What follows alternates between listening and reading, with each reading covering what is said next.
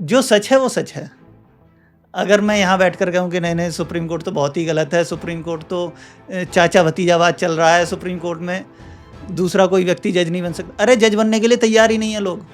अच्छा। कौन वहाँ 2 लाख रुपए की तनख्वाह में सुबह 10:30 बजे से 5 बजे तक बैठेगा? घर जाके 50 फाइलें पढ़नी है, सुबह आके 200 वकीलों के आर्ग्यूमेंट सुनने हैं, पूरे महीने में 2 लाख रुपए मिलेंगे। हमें एक केस के 2 लाख रुपए मिलते हैं।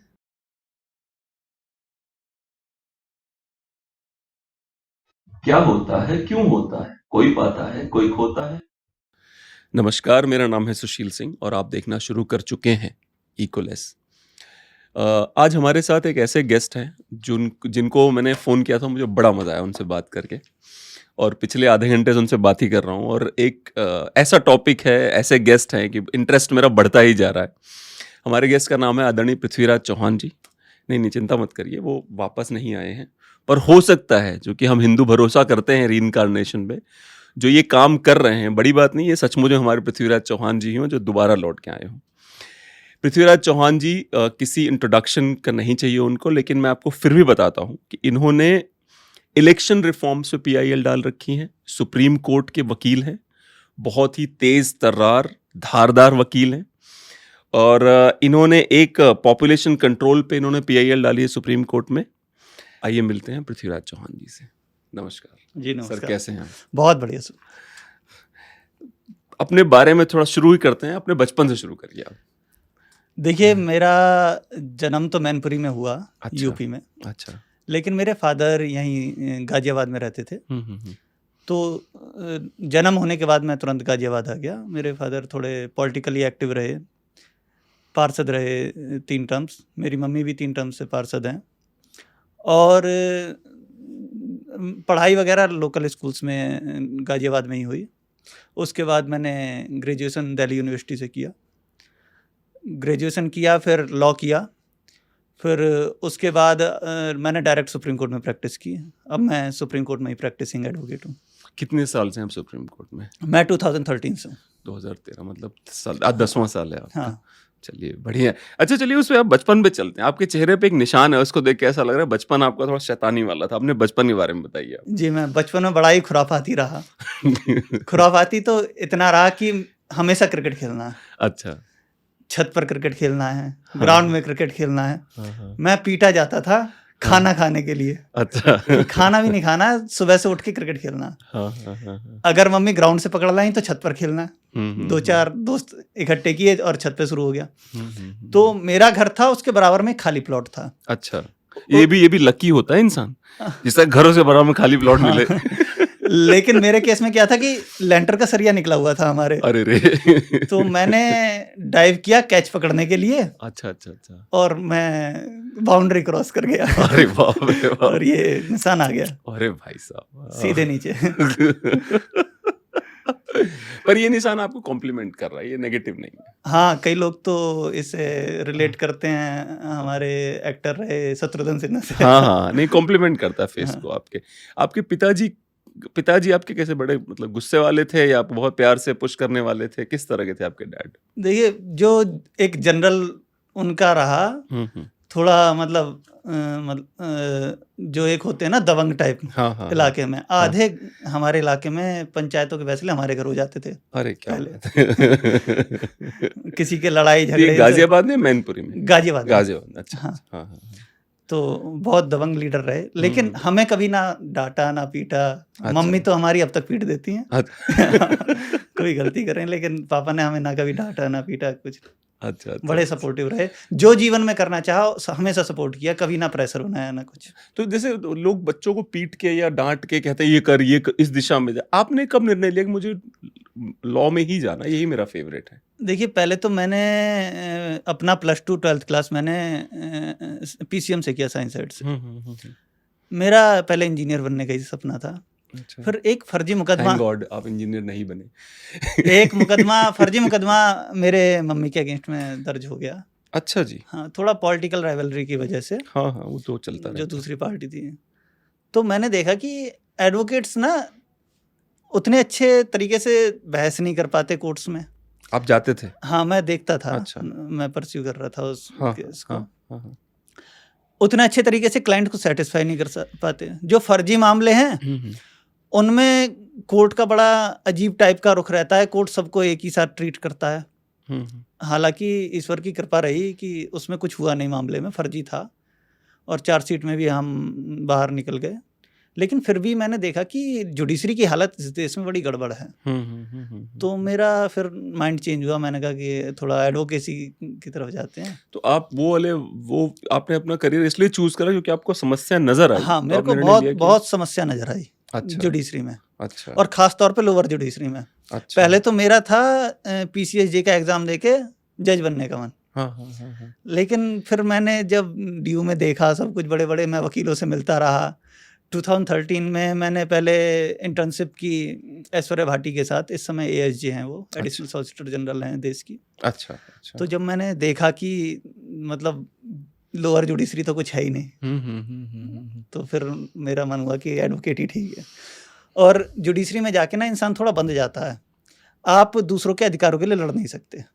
अगर कुछ इस समाज में, सोसाइटी में कुछ इनजस्टिस हो रहा है तो लोअर जुडिशरी उसमें बहुत ज़्यादा रोल है नहीं। आप हाई कोर्ट जा सकते हैं, रिट फाइल कर सकते हैं, सुप्रीम कोर्ट जा सकते हैं, आप लड़ाई कर सकते हैं। तो इसके लिए आपको वकील बनना पड़ेगा। एक और वकील हमारे शो पे आए थे, वो मतलब उनका लोअर कोर्ट में ही काम करने का मन था। तो ये निर्णय कब लेते हैं आप लोग कि मैं लोअर कोर्ट में रहूंगा, हाई कोर्ट में रहूंगा या सुप्रीम कोर्ट में रहूंगा? उसका कैसे होता है ये निर्णय? देखिए, ये तो अपनी पर्सनल इंटरेस्ट है। कुछ लोगों को पैसा कमाने की इच्छा होती है। अच्छा। पैसा शुरू से आप बिल्कुल स्टार्टिंग करेंगे वकालत में तो लोअर जुडिशरी में पैसा अच्छा मिलेगा। अच्छा कि मतलब पहले दिन से ही आप अर्निंग शुरू हो जाएगी आपकी 500, 1000, 2000 जैसे आप पकड़ लें। अच्छा। और आपके पास क्लाइंट आने शुरू हो जाएंगे, क्योंकि लोअर कोर्ट्स में जहाँ आप रहते हैं वहाँ आसपास की समस्याएं होती हैं। आदमी सीधे डायरेक्ट हाई कोर्ट नहीं जा सकता, सुप्रीम कोर्ट नहीं जा सकता। जो लोअर कोर्ट्स के वकील हैं वो जनरल फिजिशियन मान लीजिए कि खांसी जुकाम कुछ भी हुआ सीधे आप पहुँच गए। तो कुछ लोग मनी माइंडेड होते हैं, या हर किसी का इंटरेस्ट होता है, सभी ऐसे नहीं होते।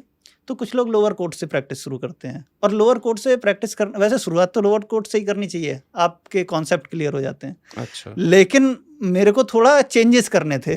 अच्छा। मैं थोड़ा दूसरे उसमें था कि मेरे को बदलाव करना है देश में। कुछ गलत होगा तो मैं लड़ूंगा। और मेरे को लगता है कि इस देश में 2 पावर सेंटर हैं, एक पार्लियामेंट, एक सुप्रीम कोर्ट। बिल्कुल। लॉ 2 जगह से बन रहा है, या तो पार्लियामेंट से या सुप्रीम कोर्ट से। तो मैंने फ्रॉम द डे 1 मैंने ये डिसाइड किया कि मैं सुप्रीम कोर्ट में ही प्रैक्टिस करूंगा, चाहे कुछ हो जाए।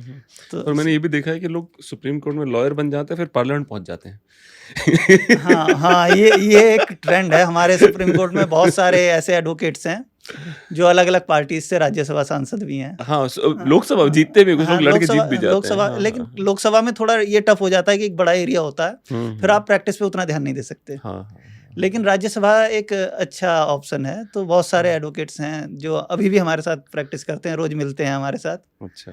तो वो राज्यसभा सांसद हैं, अलग अलग पार्टी से, कांग्रेस से भी हैं, बीजेपी से भी हैं, और भी TRS, TDP। ये जो बाहर की लड़ाइयाँ हैं, जो मीडिया के सामने लड़ाइयाँ होती हैं, कोर्ट में कैसा माहौल होता है आपस में? जब लॉयर्स मिलते हैं, लेट्स से हाइपोथेटिकली ये बीजेपी का के लिए सब लड़ रहे हैं, ये कांग्रेस के लिए लड़ रहे हैं, कोर्ट में कैसे होते हैं वो लोग आपस में?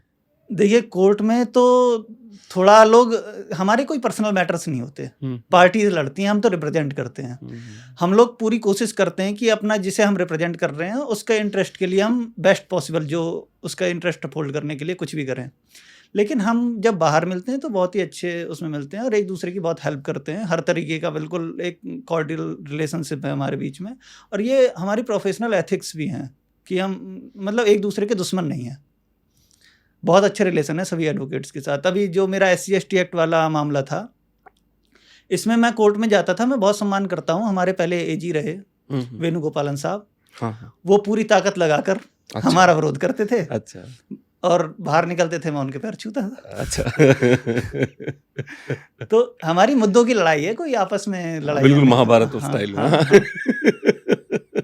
कि भाई युद्ध से पहले आप मेरे बड़े हैं, युद्ध शुरू होगा तो फिर बात अलग है। तो जैसे मैं उनकी बात कर रहा था कि आपस में जैसे आप लोग लगातार मिलते रहते हैं एक दूसरे से, कि चैम्बर्स में कि हेलो हाय हो रही है? हमारे लॉन्ज भी बने हुए हैं, वहाँ पर मुलाकात होती हैं। वैसे कोर्ट्स में ही मुलाकात होती हैं। चैम्बर की प्रैक्टिस हमारे सुप्रीम कोर्ट में थोड़ी कम है। अच्छा। सभी के अपने अपने ऑफिसेज हैं। अच्छा। अक्सर घरों में जो बड़े बड़े एडवोकेट्स हैं उनके तो अपने ऑफिसेज हैं। चैम्बर्स में कम ही मिलते हैं एडवोकेट्स। हम्म। तो कोर्ट्स में मिलना होता है, कैंटीन में मिलना होता है, लॉन्ज में मिलना होता है, या कोई प्रोग्राम फंक्शन हो। एक और है, मैं एक्चुअली जनता के लिए पूछना चाहता हूँ ये सवाल आपसे कि जो अभी हम ऑफ द रिकॉर्ड डिस्कस कर रहे थे कि एक ट्रायल कोर्ट होता है, फिर ऐसे एक हायरार्की है, उसके बारे में जरा बताइए ताकि जनता को क्लियर हो कि भाई इस मुद्दे में ट्रायल कोर्ट ने तो फांसी दी थी लेकिन सुप्रीम कोर्ट ने मना कर दिया, तो वो जनता को गुस्सा आ जाता है, उन्हें तो ये क्या बदतमीजी है। देखिए, आम जनता को लगता है सारे कोर्ट बराबर हैं, हाँ हाँ, और अगर कोई फैसला ऐसा आ गया जो पब्लिक उसके फेवर में नहीं है, एक जो पब्लिक का जो व्यू है, सेंटिमेंट्स हैं, हाँ। उसके अगेंस्ट में फैसला आ गया। देखिए, कोर्ट या देश सेंटिमेंट से नहीं चलता। पॉलिटिकल पार्टीज आपकी बात मान लेंगी क्योंकि उन्हें वोट चाहिए, कोर्ट को वोट नहीं चाहिए। कोर्ट तो कॉन्स्टिट्यूशन को मानता है और देश कॉन्स्टिट्यूशन से चलता है। कई बार ऐसा होता है कि मीडिया हाइप आपने सुशांत सिंह राजपूत का मामला देखा होगा। बिल्कुल, हाँ। मीडिया हाइप बहुत थी तगड़ा हो कि मारा गया, ये वो, सीबीआई इंक्वायरी हुई, ज़्यादा कुछ निकला नहीं। पब्लिक का यही मानना था कि उसके साथ, और हो सकता है गलत हुआ हो, मैं बहुत ज़्यादा उस बारे में जानता नहीं, लेकिन कोर्ट तो न्यूट्रल व्यू से चलेगा ना। कोर्ट तो देखेगा क्या एविडेंस है, क्या उसके सामने आया है, क्या इन्वेस्टिगेशन है, क्या उसमें पोस्टमार्टम रिपोर्ट कह रही है। तो इन सब चीज़ों से चलता है, और कोर्ट के सामने जो पेपर आता है, कोर्ट उसे देख के जजमेंट देता है। वो जनता के सेंटिमेंट्स पे जजमेंट नहीं देता। सुशांत सिंह राजपूत वाले मामला अभी भी 70% 80% लोगों को लगता है कि अभी सीबीआई तक मिल गई है। नहीं। देखिए, पूरी दुनिया कोई नहीं खरीद सकता, और मैंने तो सुप्रीम कोर्ट में देखा है कि लोगों का हो सकता है कि ये मानना हो, लेकिन मैं इतने दिनों से सुप्रीम कोर्ट में प्रैक्टिस कर रहा हूँ, मैंने 1 रुपया किसी को दिया नहीं आज तक। ना जाने कितने जजमेंट मेरे फेवर में आए। जब मैंने हेट स्पीच के अगेंस्ट में पीआईएल फाइल की, जिसमें ये मेनका गांधी, मायावती जी, योगी आदित्यनाथ, आजम खां बैन हुए, उससे पहले कभी इलेक्शन कमीशन किसी के अगेंस्ट में ऐसे स्टेप नहीं लेता था कि बैन कर दे, सिर्फ एक नोटिस पकड़ा देता था। अच्छा, तो हम सुप्रीम कोर्ट गए कि नोटिस से तो कुछ होता नहीं, जो होना है इलेक्शन में हो गया, पोलराइज जिसे करना है उसने कर लिए वोट, उसका रिजल्ट आ गया, आपने नोटिस दे दिया, वो जवाब देते रहेंगे। तो जब सुप्रीम कोर्ट ने फटकार लगाई इलेक्शन कमीशन को, और इलेक्शन कमीशन ने 4 पॉलिटिशियंस को बैन किया देश में पहली बार, और अब उसके बाद ही बैन होने शुरू हुए बाकी पॉलिटिशियंस।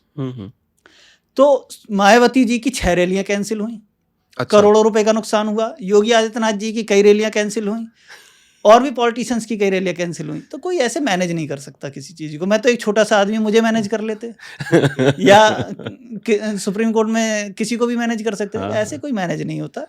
ये तो कहने की बात है। जब आपके पक्ष में फैसला नहीं आता तो हर दूसरा इंसान एलिगेशन लगाता है कि एक पार्टी जीतेगी, एक हारेगी।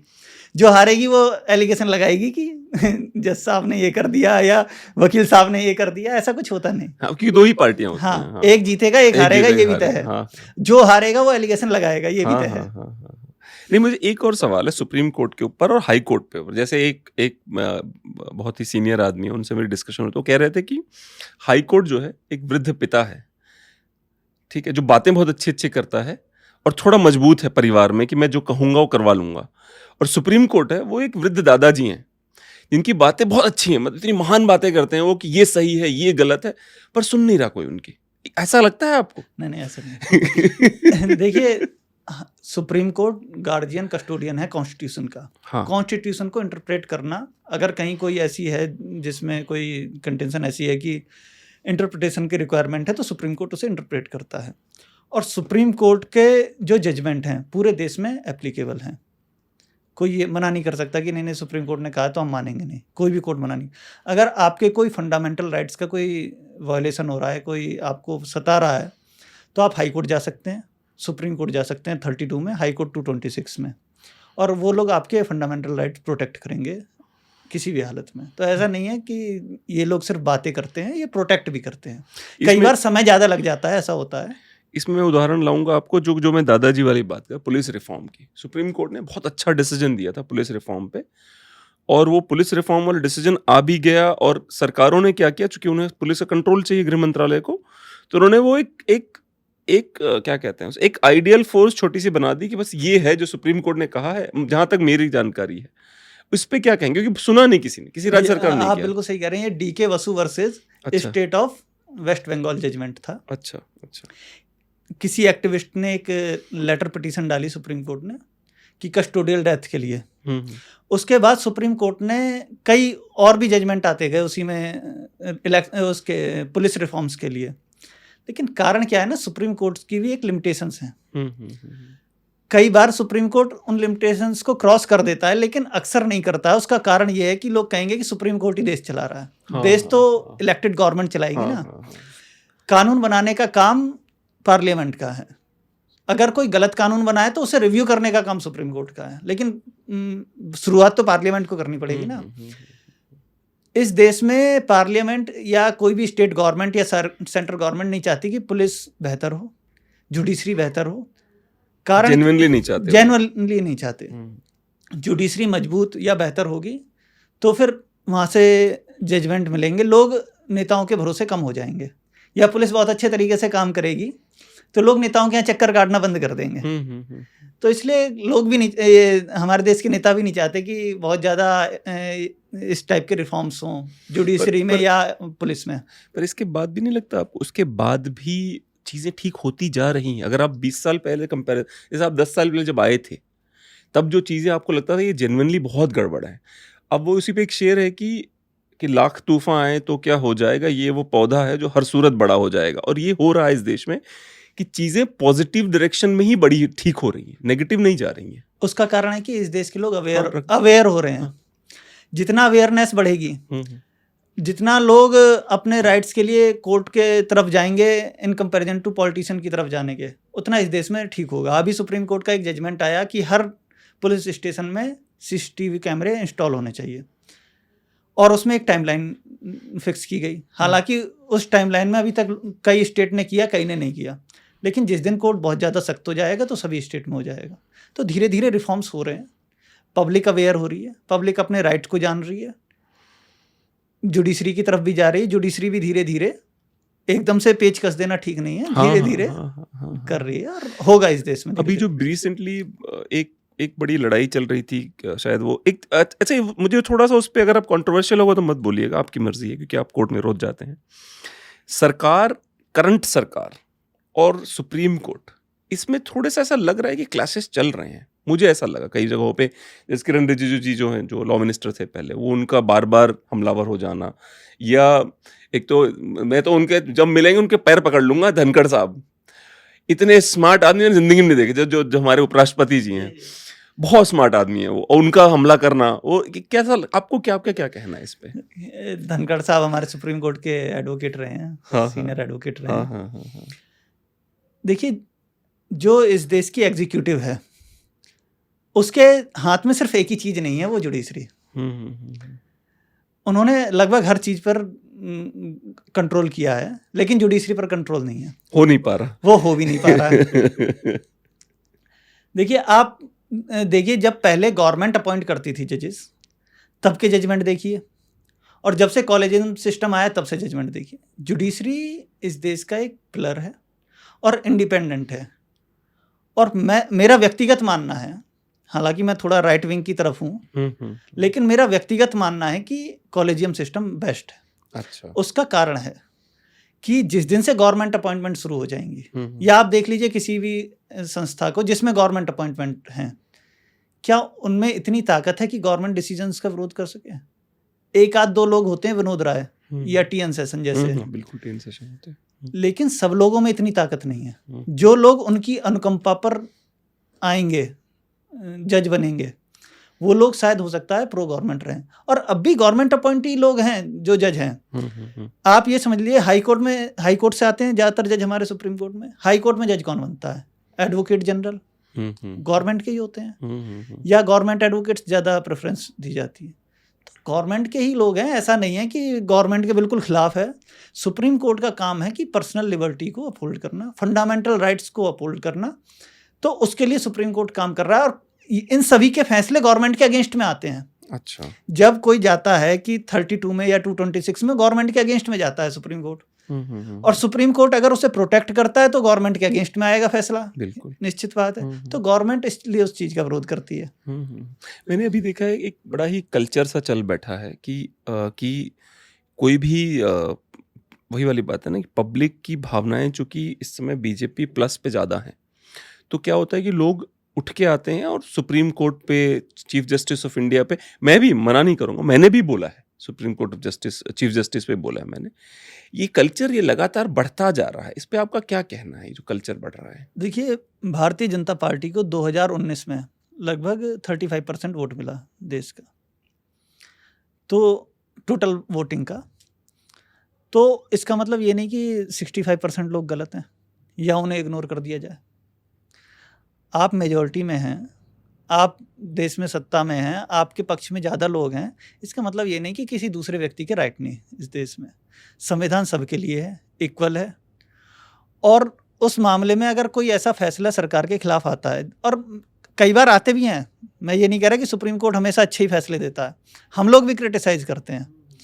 अगर कोई फैसला सुप्रीम कोर्ट गलत देता है तो उसके लिए अलग रेमेडीज़ हैं, आप रिव्यू फाइल कर सकते हैं सुप्रीम कोर्ट में, सरकार चाहे तो उस फैसले को चेंज कर सकती है, बदल सकती है पार्लियामेंट से। लेकिन कोई तो संस्था आपको रखनी पड़ेगी, इंडिपेंडेंट संस्था तो रखनी पड़ेगी आपको। इसके अलावा ऑप्शन क्या है? कोई दूसरा ऑप्शन भी तो नहीं है ना। और इससे बेहतर कोई सरकार के पास अगर कोई ऐसा कोई इससे बेहतर कोई सिस्टम हो तो सरकार उसे इंट्रोड्यूस करे। जैसे एनजेएसी आया था जिसे सुप्रीम कोर्ट ने स्ट्राइक डाउन कर दिया, उसमें बहुत सारे लूप होल्स थे। अच्छा, सुप्रीम कोर्ट पूरी तरीके से गवर्नमेंट के कब्जे में आ जाता। अच्छा अच्छा। तो कोई और बेहतर एक प्रपोजल लेकर आए गवर्नमेंट, तो अगर वो बेहतर लगेगा तो उसे पास करे एक्ट को, फिर देखेंगे। तो ये जो नौटंकियां होती हैं कैमरे के सामने, sorry to use that term, but ये जो नौटंकियां होती हैं कैमरे के सामने कि नहीं हम तो देश को बहुत अच्छे से चलाना चाहते हैं, और जब उसके निटिग्रिटीज में कोई जाता है, डिटेल में जाता है, उसको लगता है नहीं ये तो कब्जा करने का एक तरीका है कि कब्जा चाहते हैं इस पे और कुछ नहीं। रियलिटी तो यही है। देखिए, मैं इंटेंशन पे तो नहीं कह सकता। हाँ। कारण क्या है, कुछ लोग मेरा इंटरव्यू देख के ये समझेंगे कि मैं लेफ्टिस्ट हूँ। मैं आपको बता रहा हूं, आप कुछ ना कुछ तो समझेंगे। हाँ, लेकिन है नहीं, मैं प्रो राइट विंग हूँ। हाँ। लेकिन जो सच है वो सच है। अगर मैं यहाँ बैठ कर कहूँ कि नहीं सुप्रीम कोर्ट तो बहुत ही गलत है, सुप्रीम कोर्ट तो चाचा भतीजावाद चल रहा है, सुप्रीम कोर्ट में दूसरा कोई व्यक्ति जज नहीं बन सकता। अरे जज बनने के लिए तैयार ही नहीं है लोग। अच्छा, कौन वहाँ 2 लाख रुपए की तनख्वाह में सुबह 10:30 बजे से 5 बजे तक बैठेगा? घर जाके 50 फाइलें पढ़नी है, सुबह आके 200 वकीलों के आर्ग्यूमेंट सुनने हैं, पूरे महीने में 2 लाख रुपए मिलेंगे। हमें एक केस के 2 लाख रुपए मिलते हैं, करके जाके आर्ग्यूमेंट करके कैंटीन में जाकर नाश्ता करते हैं, खाना खाते हैं। जजेस को तो बैठना पड़ेगा। सीरियसली पेनफुल है, बहुत पेनफुल है और बहुत ओवरबर्डन है। नंबर ऑफ जजेस बढ़ने चाहिए। जिन चीजों पर गवर्नमेंट को रिफॉर्म करना चाहिए उन पर तो रिफॉर्म नहीं हो रहा है। इस देश की 140 करोड़ की आबादी है और 34 जजेस हैं सुप्रीम कोर्ट में। टोटल 34 हैं, उनकी भी फुल स्ट्रेंथ अक्सर होती नहीं है। इस समय 31 जजेस हैं। तो इन चीजों पर रिफॉर्म होना चाहिए। जजेस की संख्या बढ़ाई जानी चाहिए, सुविधाएं बढ़ाई जानी चाहिए। जो लोग हैं परेशान हैं, जस्टिस डिनाइड हमारे देश में एक टर्म यूज होती है, उसके लिए जुडिशियल इंफ्रास्ट्रक्चर की कमी है। आप देखिए बजट में कितना एलोकेट करती है गवर्नमेंट जुडिशियल इंफ्रास्ट्रक्चर के लिए। क्या इस देश में एक पिलर नहीं है? अगर आप देख लेना, शायद मेरे को लगता है 1% भी नहीं है जुडिशियल इंफ्रास्ट्रक्चर के लिए इस देश में। जो लोग इस देश में न्याय करने के लिए बैठे हैं, पर बड़े स्मार्टली सब सारा इल्जाम उन पे सारा इल्जाम लगा दिया जाता है जजेस पर। कुछ जजेस भी गड़बड़ कर देते हैं। ऐसा नहीं कि सारे जजेस ही अच्छे हैं, कुछ जजेस भी गड़बड़ करते हैं, लेकिन उन जजेस की आड़ में सारे जजेस को बदनाम करने की कोशिश है। लेकिन असल में सच्चाई है कि जुडिशियल इंफ्रास्ट्रक्चर कम है। जुडिशियल इंफ्रास्ट्रक्चर सुधार हो तो देश में धीरे धीरे अपने आप सुधार हो जाएगा। जुडिशियल इंफ्रास्ट्रक्चर से 34 जजों की टोटल संख्या है या संख्या ज्यादा है लेकिन जजेस 34 ही हैं, ऐसा है? टोटल संख्या ही 34 है। अच्छा। उसमें अपॉइंटेड भी इस समय 3 जजेस रिटायर हो गए। 31 स्ट्रेंथ है सुप्रीम कोर्ट की। अच्छा, 34 की टोटल स्ट्रेंथ है सुप्रीम कोर्ट की। उसमें भी कोई जजेस सिंगल नहीं बैठता है। अच्छा, वो 2 बैठने चाहिए। डिवीजन बेंच बैठती है। कितनी रिक्वायरमेंट, आपको क्या लगता है कितना जजेस की संख्या होगी तो लॉजिकल हो जाएगा? देखिए, मेरा तो मानना है कि कम से कम 300-400 जजेस होने चाहिए। जिस तरीके से मामले बढ़ रहे हैं सुप्रीम कोर्ट में, आपको एंटीसिपेटरी बेल नहीं मिलती है ना, ट्रायल कोर्ट में कोई भी मामला हो, अब सीधे सुप्रीम कोर्ट मतलब जाता ही जाता है। आपका ट्रायल कोर्ट से बेल नहीं मिली, आप हाई कोर्ट जाएंगे, हाई कोर्ट ने बेल नहीं दी, सुप्रीम कोर्ट जाएंगे। उसके अलावा नया ट्रेंड शुरू हुआ है, अगर किसी को बेल मिल गई हाई कोर्ट या ट्रायल कोर्ट से, लोग उसकी बेल कैंसिल कराने सुप्रीम कोर्ट जाते हैं। तो अब लगभग हर मामले में लोग सुप्रीम कोर्ट अप्रोच कर रहे हैं। तो बहुत ज़्यादा ओवरबर्डन है सुप्रीम कोर्ट। चलिए मैं क्रिटिसाइज करता हूँ सुप्रीम कोर्ट को ना। जैसे सुप्रीम कोर्ट ने कुछ मामलों में क्या किया था, कुछ मामलों में सुप्रीम कोर्ट ने किसी एक्स आदमी को कहा कि गो टू हाई कोर्ट और गो टू ट्रायल कोर्ट, हमारे पास क्यों आ रहे हो, जबकि शायद सुप्रीम कोर्ट का एक जजमेंट है कि मेरे पास हर डिसीजन के लिए मत है, आप हाई कोर्ट जाएं। और कुछ मामलों में हाई कोर्ट भेजने के बाद सुप्रीम कोर्ट खुद ही चीता बन के डिसीजन देने लग जाता है। हाँ, ये आपका बिल्कुल वैलिड क्रिटिसिज्म है। कारण क्या है कि देखिए, जो मामलों में सुप्रीम कोर्ट कहता है हाई कोर्ट जाओ, वो ऐसे मामले होते हैं, लोग सीधे अगर 3-4 स्टेट में FIR हुई तो लोग सीधे 32 में फाइल कर देते हैं। नुपुर शर्मा जी वाला फेमस केस, नुपुर शर्मा जी वाला फेमस केस है। और भी एक पवन खेड़ा जी हैं, अच्छा, कांग्रेस के, उनके अगेंस्ट में भी ये केस हुआ। और एक क्या नाम है वो, एक अर्नब गोस्वामी का था, जिसमें ओवरनाइट सुप्रीम कोर्ट बैठ गया, 32 में एंटरटेन किया। अच्छा, तो ये वेरी करता है। सुप्रीम कोर्ट ना एक सुप्रीम कोर्ट नहीं है, सुप्रीम कोर्ट में 17 सुप्रीम कोर्ट हैं। अच्छा, अलग अलग बेंच में मैटर जाता है। हाँ, अलग अलग बेंच में मैटर जाता है, तो अलग अलग जजेस के अलग अलग व्यूज हैं। पर मुझे एक बात बताइए, अगर ये जजमेंट इस तरह से देंगे कि XYZ वर्सेस दिस, और मैं यही कोर्ट करूंगा हाई कोर्ट में, अब अलग अलग मामले में अलग अलग जजमेंट्स अगर आ रहे हैं, तो हाई कोर्ट वाला बंदा तो कंफ्यूज जाएगा कि भाई ये इसमें दूं, बेल दूं या इसको अंदर करूं। हाँ, ये यूनिफॉर्मिटी की थोड़ी कमी है। हाँ, इसमें थोड़ा होना चाहिए। इस मामले में मैं भी मानता हूँ, ये एक वैलिड क्रिटिसिज्म है आपका सुप्रीम कोर्ट के लिए, कि एक यूनिफॉर्मिटी होनी चाहिए। अगर आपको नहीं एंटरटेन करना है तो नहीं करना है, फिर आप सभी के लिए बैन कर दीजिए। आप किसी को प्रेफरेंशियल ट्रीटमेंट नहीं दे सकते। कई लोग कह रहे हैं कि सुप्रीम कोर्ट की आंख पे पट्टी बंदी है पर कान खुले रहते हैं, उनको नाम सुनाई पड़ जाता है। चलिए, ये तो लोगों का कहना है। नहीं, ये है, ये आपका बिल्कुल वैलिड है और ये क्रिटिसाइज होना चाहिए। इस मामले में मैं भी मानता हूँ कि जो लॉ होना चाहिए वो सबके लिए बराबर होना चाहिए। अगर आप सुन रहे हैं, आप डिसाइड कर लीजिए ना कि 32 में नहीं सुनेंगे एंटिसिपेटरी बेल। अगर आप 32 में एंटिसिपेटरी बेल सुनेंगे तो एक की सुनेंगे, सबकी सुननी पड़ेगी। अब ये नहीं कि आप किसी एक अर्नब गोस्वामी की सुनेंगे, आप नुपुर शर्मा की नहीं सुनेंगे, या पवन खेड़ा की नहीं सुनेंगे। ऐसा नहीं होना चाहिए। अच्छा, एक और बड़ा अच्छा, एक और आई एम रियली सॉरी, मेरे मन में बड़े सवाल हैं सुप्रीम कोर्ट को लेकर के। अभी रिसेंटली चल रहा था कि जो LGBT वाले मैटर में शादी करने के अधिकार, और सुप्रीम कोर्ट को पहले से पता था कि ये मेरे अधिकार क्षेत्र में नहीं है, उसके बाद भी 7-8 दिन तक लगातार क्विकली सुनवाइयाँ की गई, और उसके अंत में ये डिसीजन दिया भाई हम नहीं कर पाएंगे, ये तो केंद्र को बोलिए करने के लिए। तो जरूरत क्या थी उसकी, मतलब वो समझ नहीं पाया। देखिए, आप कह रहे हैं सुप्रीम कोर्ट को पता था कि अधिकार, सुप्रीम कोर्ट में 5 जजेस बैठे, कॉन्स्टिट्यूशन बेंच बैठी। जब कॉन्स्टिट्यूशन बेंच बनाई गई तो हर कोई जज किसी से अपने व्यू शेयर नहीं करता। अच्छा, जब तक बहस नहीं होगी। सीरियसली मैं बड़ा इंटरेस्टिंग इसलिए मैंने आज तक ये बातें सुनी नहीं, केवल मैं मीडिया की बातें सुनता आ रहा हूँ, इसलिए आपसे सब क्लैरिफिकेशन चाहता हूँ। 5 जजेस के सबके अलग अलग व्यूज हैं। हाँ, कोई किसी से कम ज्यादा नहीं है। अच्छा। जो चीफ जस्टिस ऑफ इंडिया भी है ना, वो अगर बेंच में बैठ रहे हैं तो उनकी भी उतनी वैल्यू है जितनी बाकी जजेस की है। यहाँ तक कि उनकी चेयर भी थोड़ी छोटी ही थी, मैंने देखा। नहीं, सबकी बराबर होती है, वो तो लोग अपनी कंफर्टेबल उसके लिए बना लेते हैं। मैंने देखा, यार सुप्रीम चीफ जस्टिस चेयर थोड़ी छोटी क्यों है? कंफर्ट, उनकी हाइट छोटी है। अच्छा, इसलिए उनकी चेयर छोटी है। हमारे संजय किशन कौल साहब है, उनकी थोड़ी चेयर चौड़ी है, वो थोड़े हैवी वेट हैं, चौड़ी चेयर है। तो ये अपने अपने कंफर्ट के हिसाब से। लेकिन सभी के इक्वल वोट है, सभी का इक्वल पावर है। कोई जज किसी से ऐसे शेयर नहीं करता।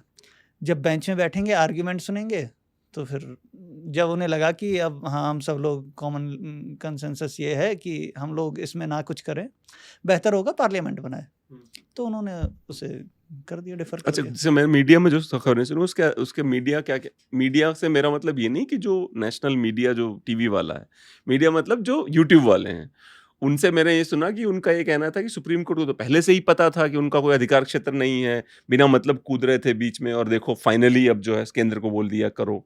देखिए, जो विशाखा वाले केस में guidelines I sexual harassment on work place में, उसमें भी सुप्रीम कोर्ट को मालूम था उनका अधिकार क्षेत्र नहीं है। उन्होंने लेकिन फिर भी गाइडलाइंस दी ना, कि जब तक कानून नहीं बन जाता तब तक हमारी ये गाइडलाइंस मानी जाए।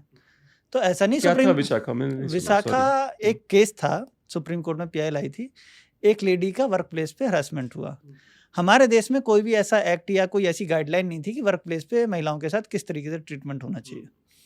विशाखा मामले में सुप्रीम कोर्ट ने अपनी बियॉन्ड लिमिट से जाते हुए गाइडलाइंस दी कि जब तक सरकार कानून नहीं बना देती इस मामले में, तब तक हम इसमें ये गाइडलाइंस दे रहे हैं और सभी को ये फॉलो करनी पड़ेंगी कि आपको एक कमेटी बनानी पड़ेगी, प्राइवेट इंस्टीट्यूट हो या कोई पब्लिक इंस्टीट्यूट हो या कोई पब्लिक वर्क प्लेस हो। अच्छा, वही निर्णय था जिसमें ये आया था कि महिलाएं अगर सुबह रात को 8 बजे के बाद अगर ऑफिस से घर जाएंगी तो उनको कंपनी कैब प्रोवाइड करेगी गार्ड के साथ में। ये तो बाद में गवर्नमेंट ने जब उसे एक्ट बनाया तब ये सब उसमें डाला। अच्छा। लेकिन कुछ गाइडलाइंस सुप्रीम कोर्ट ने दी थी। अच्छा, तो ऐसा नहीं सुप्रीम कोर्ट के पास पावर नहीं। सुप्रीम कोर्ट अगर एलजीबीटी वाले मामले में भी आर्टिकल 142 में सुप्रीम कोर्ट को एक्स्ट्राऑर्डिनरी पावर्स हैं। अच्छा, सुप्रीम कोर्ट अगर गाइडलाइन बना सकता था, लॉ नहीं बना सकता था। हाँ, देगा तो वो जब तक लॉ ही है, लॉ ऑफ लैंड रहेगा जब तक सरकार कोई उसमें एक्ट ना बना दे। एक बार अरुण शौरी जी किसी ने पूछा कि भारत में एलजीबीटी के क्या राइट्स हैं, ये वो कह रहे हैं अरे चुप करो। उनका यही टोन था जो मैं बोल रहा हूँ, अरे चुप करो, भारत में एलजीबीटी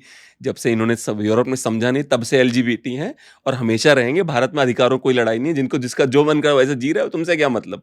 बड़ा ही एक बड़ा नॉर्मल सा आंसर और इतना सारगर्भित था उनका आंसर। एक आंसर कि तुम आज से बड़े भारत में एलजीबीटी हैं, भारत सदियों में एलजीबीटी रहते हैं यार। फिर आप लोग रहें किसी भी तरीके से।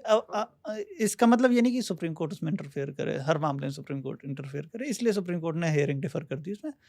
और बेहतर होगा कि पार्लियामेंट में पूरा डिबेट हो। देखिए इस देश में एक और समस्या है, सुप्रीम कोर्ट में 2 जजेस बैठते हैं और कई बार 142 की पावर इस्तेमाल करके कोई लॉ बना देते हैं या कोई उसमें गाइडलाइंस दे देते हैं।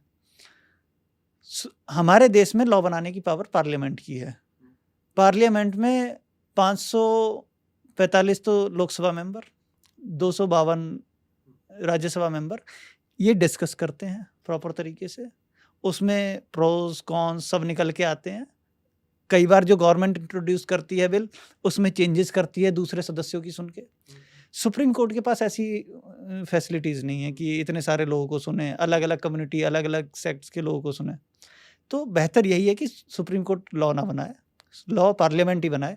लेकिन कई बार ऐसे मामले हो जाते हैं कि पार्लियामेंट तैयार ही नहीं है लॉ बनाने के लिए, तो उस मामले में सुप्रीम कोर्ट को इंटरफेयर करना पड़ता है।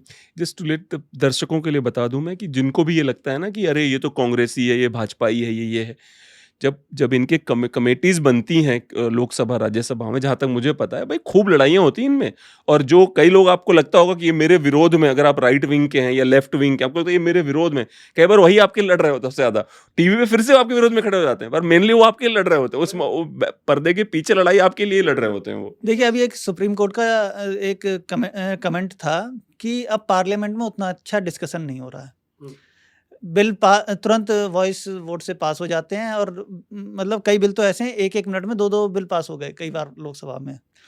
बिल्स पर पूरा प्रॉपर डिस्कशन होना चाहिए। हम किसी भी पार्टी के हैं, अगर कोई पार्टी विरोध कर रही है या पक्ष में बोल रही है तो उसकी हर सदस्य की बात सुनी जाए। पार्लियामेंट का यही काम है। कई बार ऐसा होता है कि आपको लग रहा है आपका विरोध में है या आप उस पार्टी को सपोर्ट नहीं करते, लेकिन हो सकता है वो उस पर डिबेट करे और कुछ बेहतर कंक्लूजन निकल कर आए। तो पार्लियामेंट में डिबेट होनी चाहिए।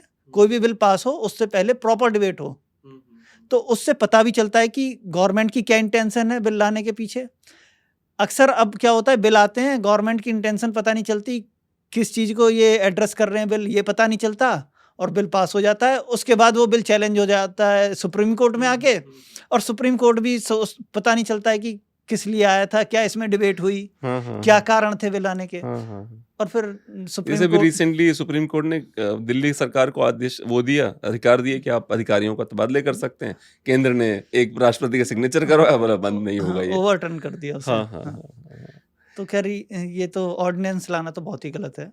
अच्छा, मेरा पर्सनल व्यू है कि ordinance rarest of rare case में आना चाहिए। तो मुझे ऐसा लगता है ऑर्डिनेंस उस बात को दर्शाता है कि आप निरंकुश हो रहे हैं। मुझे ऐसा लगता है, मेरा भी यही, निरंकुशता की तरफ बढ़ रहे हैं। ये निरंकुशता ही निशानी की ऑर्डिनेंस ला रहे हैं आप।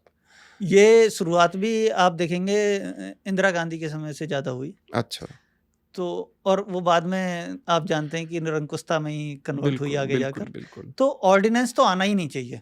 अगर किसी चीज़ पर आप सहमत नहीं है तो प्रेसिडेंट कॉल करे, उसके लिए हाउस बुलाए, उसमें डिस्कशन हो अगर आप किसी चीज़ पर आपके पास अगर प्रेसिडेंट के पास ऐसा कोई बिल आए तो आप डिस्कशन करें और पास करके भेजें प्रेसिडेंट के पास, तब प्रेसिडेंट करे। पर सिस्टम में कुछ ऐसा है कि राष्ट्रपति केंद्र की दया पर हो जाता है हल्का हल्का कि हाँ, आर्टिकल 74 कहता है कि president will act on the end advice of the council of minister. That's what the problem is. लेकिन आप देखेंगे कई ऐसे प्रेसिडेंट हुए, जैसे आप हमारे फर्स्ट प्रेसिडेंट ही देख लीजिए, राजेंद्र प्रसाद साहब। हाँ हाँ वो बिल्कुल तो वो तो कब्जे में नहीं थे। मैंने भी आजादी दिलाई, आपने भी दिलाई, मैं थोड़े सुनूंगा हाँ, किसी कोई वाली बात है और भी कई ऐसे मामले हुए। शायद ज्ञानी जैल सिंह के साथ ज्ञानी भी जैल था। सिंह ने वो पोस्ट कार्ड वाला जो बिल आया था उस पर पॉकेट वीटो का इस्तेमाल किया था। अच्छा अच्छा। और भी कई ऐसे मामले हुए कि कई बार फांसी के भी मामले गए प्रेसिडेंट्स के सामने, तो उन्होंने नहीं दी फांसी।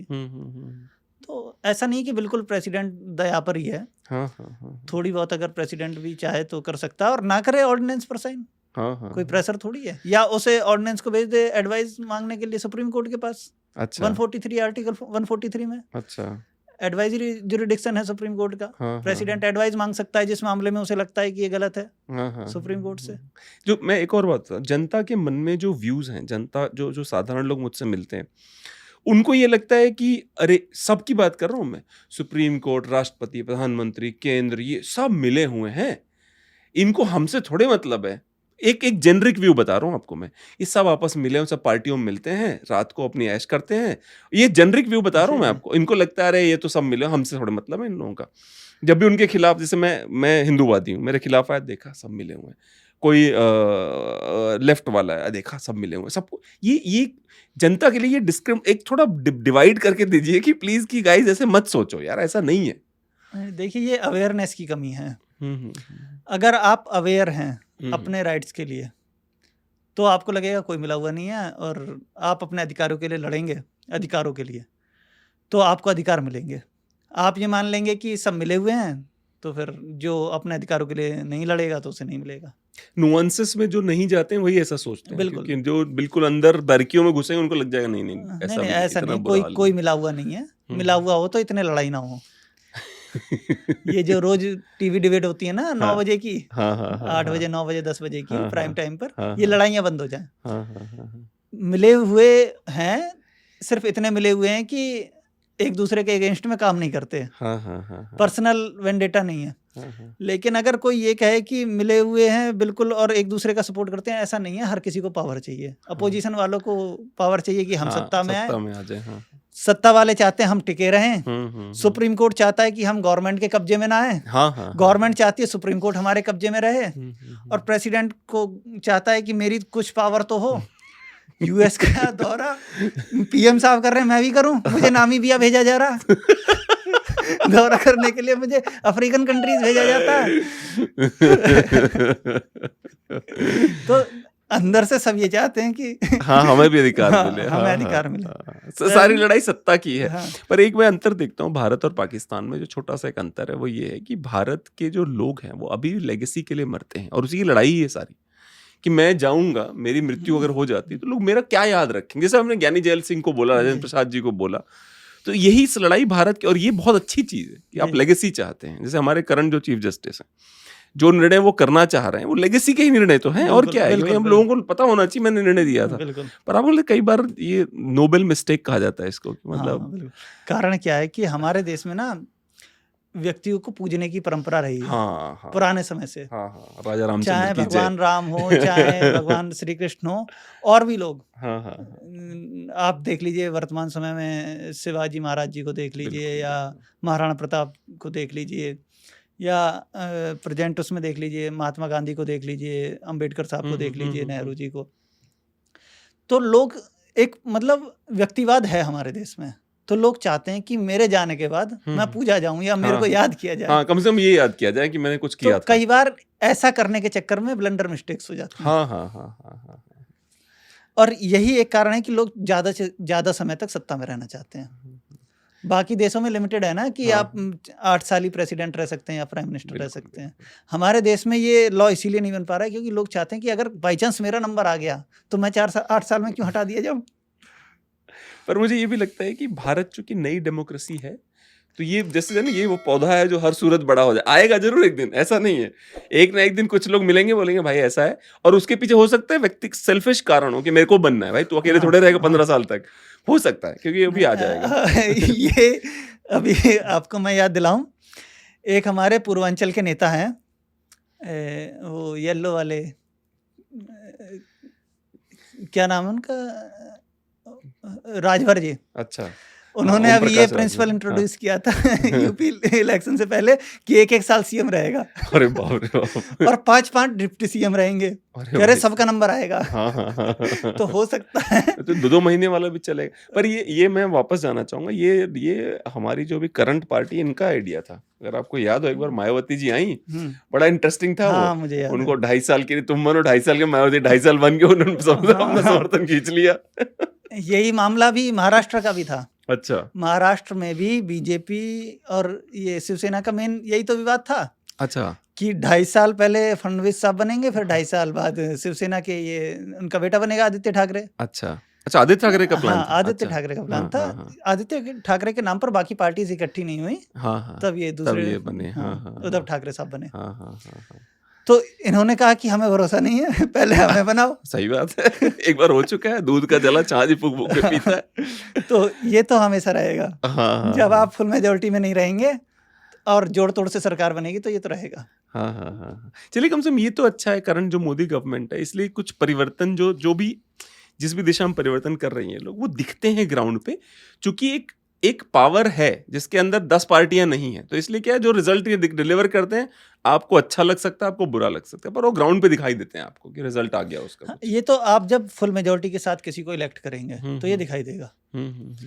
अगर आप जोड़ तोड़ के साथ करेंगे तो हर व्यक्ति अपने पर्सनल इंटरेस्ट को, कोई भी पार्टी ये चाहती है कि मेरी पार्टी आगे बढ़े।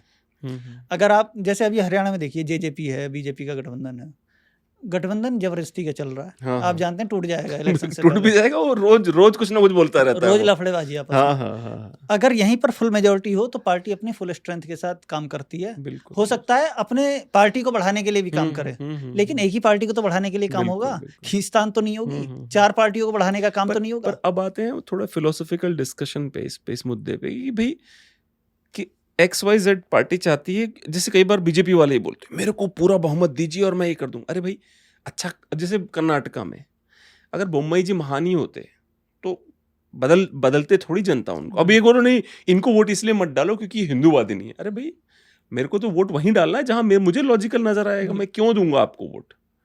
देखिए, आप जिसे भी दें, मेरा तो ये मानना है, हाँ, भाजपा को दें, कांग्रेस को दें, शिवसेना को दें, समाजवादी पार्टी को दें, लेकिन ऐसा होना चाहिए कि फुल मेजोरिटी के साथ आए। बिल्कुल, वो प्रॉपर जो उन्होंने प्रॉमिस किए हैं उसे फुलफिल कर पाए, कॉम्प्रोमाइज ना हो, और वो बाद में ये प्ली ना लें कि मैं तो गठबंधन में आया था इसलिए काम नहीं कर पाया। हाँ, मुझे रोका गया। हाँ, मेरे को दूसरी पार्टी ने सपोर्ट दिल्ली वाले सीएम हो तो कहते हैं कि वो उनका गठबंधन है, तब भी कहते हैं मेरे को ये लोग रोक रहे हैं, वो लोग रोक रहे हैं। उन्हें रोका भी जा रहा है। अच्छा। और देख लीजिए, सुप्रीम कोर्ट का जजमेंट एक ऑर्डिनेंस से बदल दिया। बिल्कुल। तो ये तो रोक नहीं है। आप काम करने दीजिए, गलत काम करेगा पब्लिक नेक्स्ट टाइम हटा देगी। हमारे देश में तो राइट टू रिकॉल भी है ना, जो अक्सर एक्टिविस्ट कहते हैं कि राइट टू रिकॉल होना चाहिए। राइट टू रिकॉल तो है ही, 5 साल काम तो करने दो। बिल्कुल 5 साल बाद अगर ठीक काम नहीं करेंगे, पब्लिक हटा देगी अपने। ये जो सुप्रीम कोर्ट बार बार रात को लेट बैठ जाता है, जैसे ना कभी आप कह रहे थे कल या परसों तीस्ता जी के मामले बैठा हुआ था, या उसके पहले एक बार अफजल गुरु के मामले में रात को, अफजल गुरु या किसके मामले में, टाइगर मेनन, नहीं, हाँ, एक बार रात को 2 बजे तक नहीं चली थी कि फांसी देने से, टाइगर मेनन था, टाइगर मेनन उसका भाई, पता नहीं, महाराष्ट्र में बम ब्लास्ट किए थे। नहीं, टाइगर मेनन का भाई था, छोटा वाला भाई, याकूब मेनन, हाँ, याकूब मेनन के केस में रात को 2 बजे सुप्रीम कोर्ट खोल दी गई। तो आपको जैसे ये एक एंगल से तो बहुत अच्छा है कि भाई किसी के खिलाफ कोई भी निर्णय गलत हो, उससे अच्छा है कि कोर्ट बीच में आ जाए, पर प्रेसिडेंट गलत नहीं सेट हो जाता इससे। देखिए, सुप्रीम कोर्ट का ये मानना होता है कि जो व्यक्ति, सुप्रीम कोर्ट के जजमेंट का इस देश में असर पड़ता है।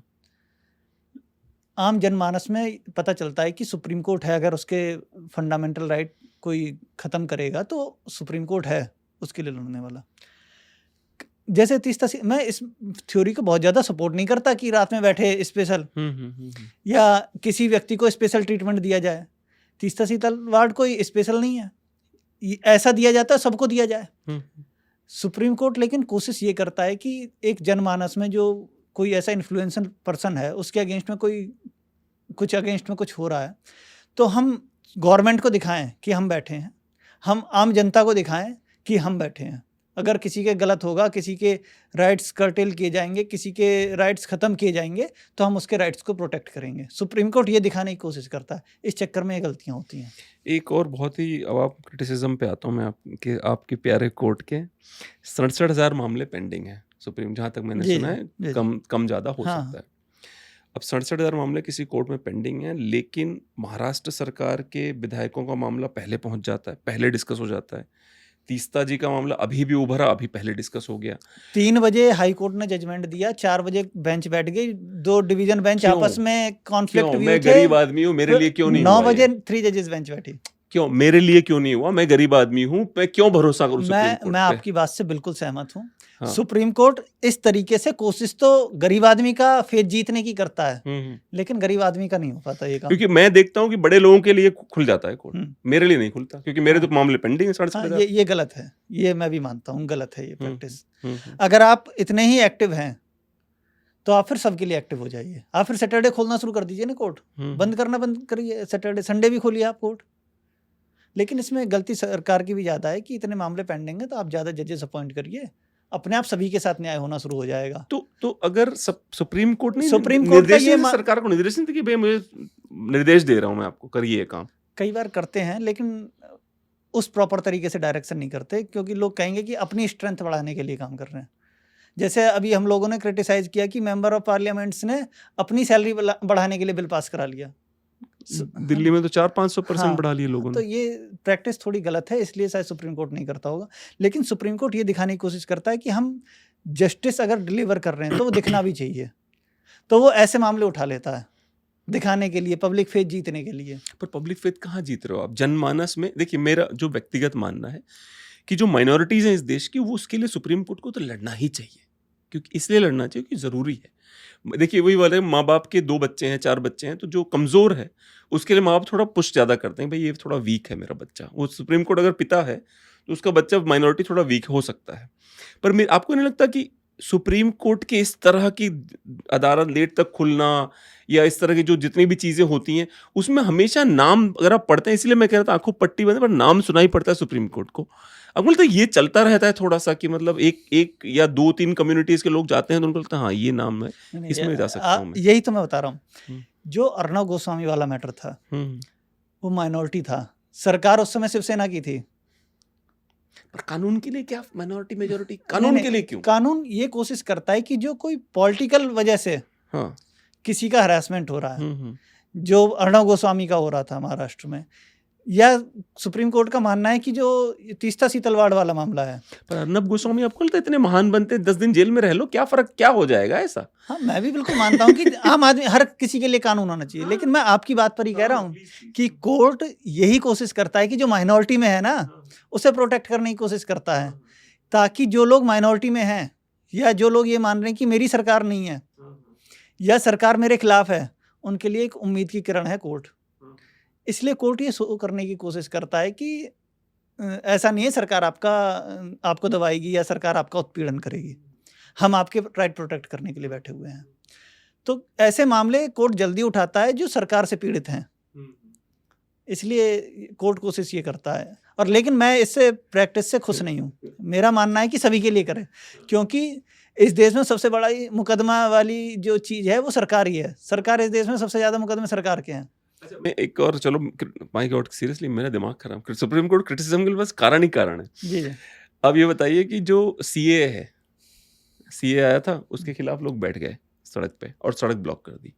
सुप्रीम कोर्ट ने क्या कहते हैं उसे, कमेटी बनाई, संजय हेगड़े साहब को उसमें मीडिएटर अपॉइंट किया। क्यों? कि आप जाके बात करें। क्यों? बहुत गलत जजमेंट था। मैं भी बिल्कुल मानता हूँ गलत था ये। गलत है ना जजमेंट? अरे भाई, आप या तो बोलो कि सड़क खाली करो या मत करो, आपका अधिकार है, आप जंतर मंतर जाओ। सड़क भाई मैं तो अब ये प्रेसिडेंट ऐसा सेट कर रहे हो आप, इसके आधार पे तो मैं बाद में फिर और ले आऊंगा ना। उसके बाद फिर किसान बैठे, हाँ। किसानों ने भी रोड ब्लॉक किया, हाँ हाँ 2 साल मैं भी परेशान रहा। मैं भी परेशान रहा, बिल्कुल बिल्कुल परेशान रहा। तो ये तो गलत प्रैक्टिस है।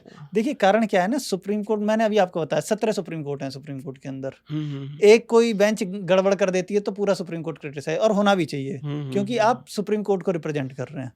और ऐसे गलत जजमेंट, ऐसे तो कल को मैं और आप बैठ जाए सड़क जाम करके, मेरा माना नहीं जा रहा, हाँ, तो आप अच्छा कई मामले में बोला उठाओ इनको, कुछ लोगों को पिटाई करके उठा दो इनको, और वो उठा दिए गए पिटाई करके, कुछ लोगों को नहीं बिठा के रखो इनको। अरे ये तो गलत है ना।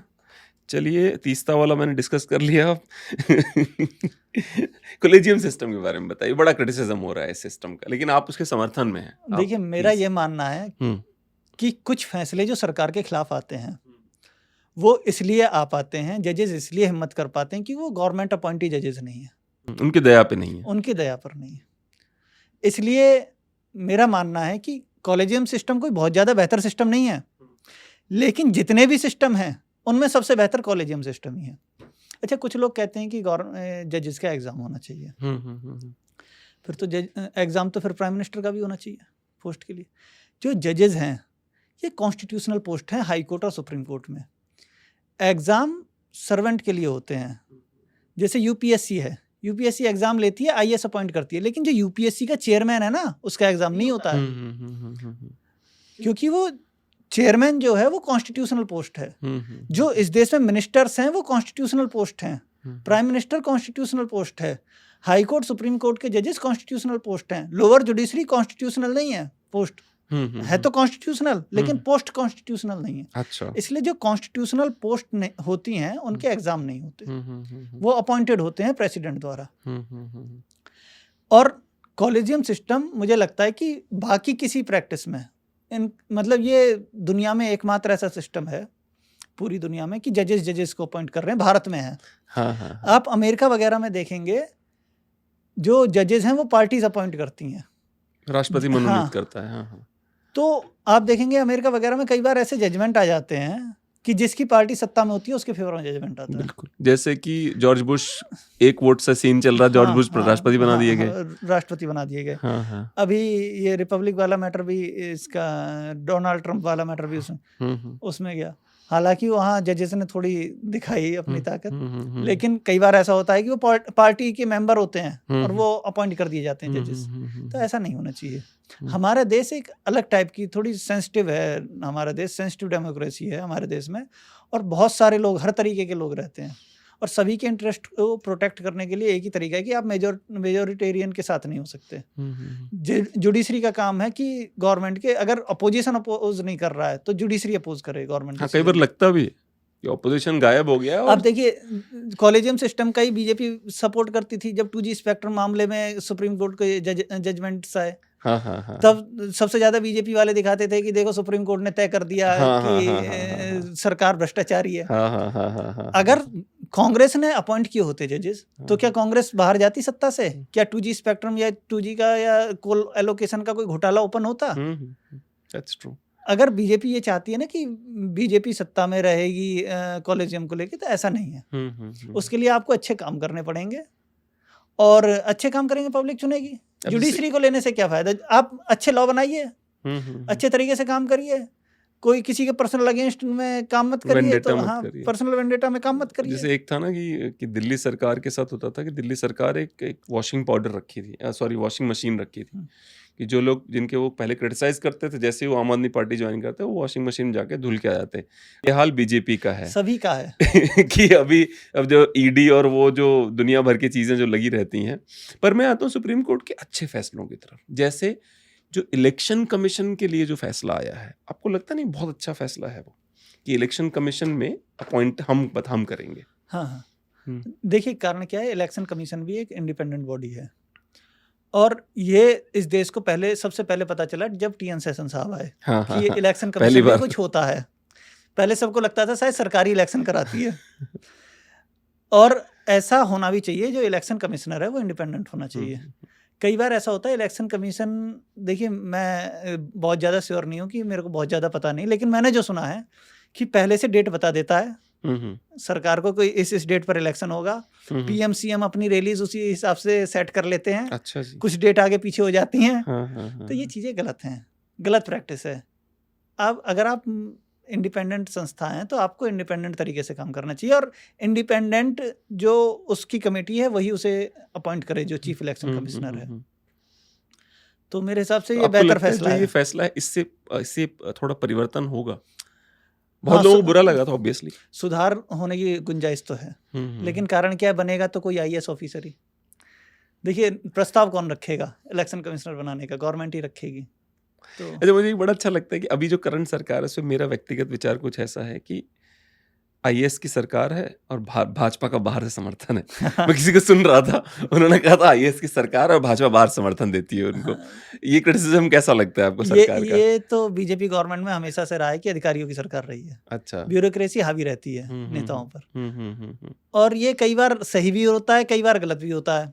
सही ऐसा होता है कि जो छुटभैया नेता है वो प्रेशर नहीं बना पाते अधिकारियों पर, और कई बार गलत ऐसा होता है कि अधिकारी मिसगाइड करते हैं बड़े नेताओं को।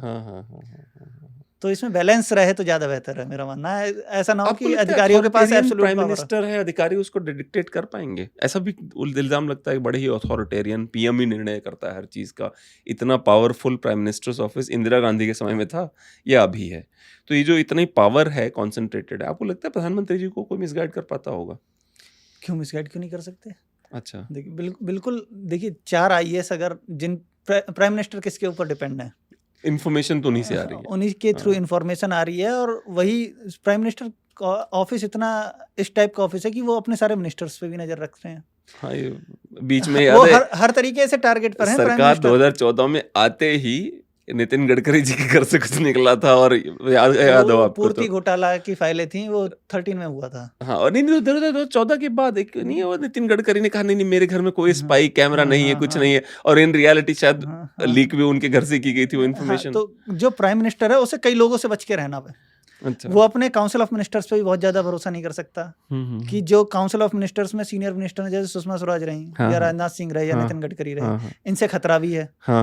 जो बराबरी के हैं, जो लगभग बराबरी के हैं या उनसे सीनियर है, उसे अपोजिशन से भी खतरा है। तो वो किस पे डिपेंड होगा?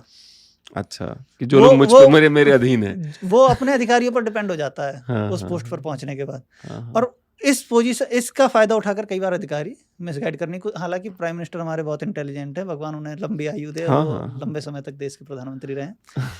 मेरा व्यक्तिगत मानना है कि बेहतर प्रधानमंत्री हैं। बिल्कुल, नो डाउट। लेकिन कई बार अधिकारी कर देते हैं मिसगाइड, क्योंकि वो उन पर बहुत ज्यादा डिपेंडेंट। वो बहुत सारे निर्णय ऐसे हैं कि अपने काउंसिल ऑफ मिनिस्टर में नहीं कर सकते, या उनके साथ बैठकर डिस्कशन नहीं कर सकते। हो सकता है वो लोगों ने सही सजेशन ना दें कि ये कल को ये आउट हो पावर से और हमारे पास पावर आए। ये कह रहे हैं बीजेपी का ऑपोजिशन बीजेपी में ही है। हाँ, हर पार्टी का हाँ। कुछ ऐसी पार्टीज हैं, जैसे हमारी जो बीजेपी है या जो लेफ्टिस्ट पार्टियां, ये ऐसी हैं कि इनके अंदर थोड़ा डेमोक्रेटिक स्ट्रक्चर है बचा हुआ। कांग्रेस में कोई चैलेंज नहीं करेगा राहुल गांधी को, तो वो अपने बाकी उनसे सलाह मशवरा कर सकते हैं। या मायावती जी की पार्टी है, या लालू यादव जी की, या अखिलेश यादव जी की पार्टी है। तो ये पार्टी फैमिली सेंट्रिक पार्टीज हैं। इनके यहाँ जो परिवार में सुप्रीमो है वही पार्टी का सुप्रीमो है। नहीं, एक मायावती जी का चूंकि अपना नाम लिया और पॉलिटिकल, आपके माता पिता हैं पॉलिटिक्स में, तो एक पॉलिटिकल सवाल करता हूँ। जैसे हमने सुना था ना, सम्राट अशोक जो थे, तो वो अपने जीवन के जो अंतिम समय थे उनके लास्ट 4-5 साल, उसी में उनके राज्य पे कई लोगों ने कब्जे कर लिया, अपने डिक्लेयर कर दिया हम भी इंडिपेंडेंट हैं। मायावती जी के जीते जी उत्तर प्रदेश में केवल एक विधायक है उनका। आपको आश्चर्यचकित नहीं लगता कि हुआ क्या ये अचानक से? उनसे ज्यादा विधायक राजा भैया के हैं, 2 हैं। वही मैं कह रहा हूँ। ये मतलब हुआ क्या उत्तर प्रदेश में? ये था क्या? कारण क्या है? जो उनका कोर वोट बैंक है, हाँ, वो तो अब भी उनसे जुड़ा हुआ है। अच्छा, जो जैसे पहले मायावती जी का मुस्लिम और दलित वोट बैंक से काम चल रहा था, और फिर सोशल इंजीनियरिंग वगैरह की उनकी पॉलिसीज थी, तो उन्होंने बाकी, एक तो आपने खत्म कर दी सोशल इंजीनियरिंग उनकी। तो एक तो कारण क्या हुआ कि जो दलित वोट बैंक है उसमें भाजपा ने भी सेंध लगाई। दूसरा जो मुस्लिम वोट बैंक है वो पूरा का पूरा समाजवादी पर चला गया। अच्छा, तो फिर इस पोजीशन में ऐसा नहीं कि उनके पास वोट कम है, हाँ हाँ उन्हें 1 करोड़ के करीब वोट पड़ा है लोकसभा चुनाव में। इस अच्छा बार भी 2014 में जब उनका एक भी सांसद नहीं था, हाँ हाँ तब वो तीसरे नंबर की पार्टी थी अच्छा लोकसभा में, हाँ हाँ सब वोटिंग परसेंटेज के मामले में। लेकिन कारण क्या है, कंसोलिडेट एक जगह वोट नहीं है उनका। हाँ हाँ हाँ उनका वोट जो है फिक्स वोट है, लेकिन एक जगह नहीं है, इस वजह से सीट नहीं निकल पा रही है। और थोड़ा एक्टिव हो जाएंगी शायद ज़्यादा बेहतर हो, एक्टिव भी नहीं है। तो थोड़ा सा एक चलिए आते हैं उस पे कि भारत का जो सिस्टम है, जैसे मुझे व्यक्तिगत रूप से लगता है India is a real democracy, प्रजातंत्र। क्योंकि अमेरिका चाइना से केवल एक पार्टी बेहतर है, चाइना में एक पार्टी है, अमेरिका में 2 हैं। जी, तो आप इस पे क्या कहेंगे कि मुझे ऐसा लगता है भारत सच्ची डेमोक्रेसी तो भारत ही है। देखिए सच्ची डेमोक्रेसी है, लेकिन कई बार इसमें कॉम्प्रोमाइज़ करने पड़ते हैं। जैसे आपको ना इलेक्शन जीतने के लिए 50% वोट नहीं चाहिए। अगर 6 लोग लड़ रहे हैं तो आपको सिर्फ 20% वोट चाहिए। हाँ बिल्कुल बिल्कुल। अगर किसी के 19 आए, किसी के 18 आए, किसी के 17 आए, तो आप बन जाएंगे। मतलब 80% लोग आपके खिलाफ हैं, फिर भी आप उस पर रूल कर रहे हैं। पर ये रिफॉर्म भी तो सुप्रीम कोर्ट ही करेगा। नहीं, ये तो रिफॉर्म हम लोगों को करने पड़ेंगे। अच्छा, हम लोगों को कैंपेन करना पड़ेगा। हम लोग ऐसे जनता, साधारण जनता, हाँ, कोशिश करें कि मतलब मेरा ये मानना है कि 50% वोट से जिसे कम वोट मिले हाँ उसका इलेक्शन रद्द होना चाहिए। ये मेरा व्यक्तिगत मानना है। पर फिर वही, फिर उसमें बारीकियों में जाएंगे तो फिर दोबारा पैसा कौन खर्च करेगा उसी चुनाव पे। अमेरिका में यही एक बेहतर मेरे को ये लगता है अच्छा कि किसी भी पार्टी को 50% से ज़्यादा मिलता है तब वो आते हैं सत्ता में। इसलिए अच्छा। 2 पार्टी बची हैं। हाँ हमारे यहाँ 6 होने का ये नुकसान है कि फिर आप कॉम्प्रोमाइज़ करते हैं। आपकी अगर कम रह गई तो आप दूसरी पार्टी को पकड़ लेंगे, भले आपके उससे सिद्धांतिक रूप से आप हाँ वो तो देखा है हमने। जैसे आपने जम्मू कश्मीर में देखा, महबूबा मुफ्ती के साथ भाजपा की सरकार बनी। सीरियसली 2 ध्रुव एक साथ आ गए, अलग अलग। बिल्कुल, जो पार्टी ये कहती थी कि जहाँ शहीद हुए मुखर्जी वो कश्मीर हमारा है, और जिन्होंने उन्हें शहीद किया, जो हमेशा देश विरोधी गतिविधियों में रहे, उनके साथ सरकार बनानी पड़ी। तो कई बार ऐसी मजबूरियां फंस जाती हैं। तो ये डेमोक्रेसी के लिए बहुत ज्यादा, मैं व्यक्तिगत रूप से मानता हूँ कि सही नहीं है। अच्छा, मेरा मानना है कि 2 ही पार्टी ज्यादा बेहतर है। अच्छा, और 50% वोट मिले तो इसमें कारण क्या होता है, अब एक इस देश में चलन चला है कि मैं जिस बिरादरी से हूँ, मैं अपनी बिरादरी, जैसे आपने अभी देखा होगा एक मुकेश साहनी जी हैं बिहार में, वो जो मल्ला कम्युनिटी है उसके लीडर हैं। अच्छा, राजभर साहब राजभर कम्युनिटी के लीडर हैं। तो है, या और तो जातिवाद हो गया साफ साफ। बिल्कुल।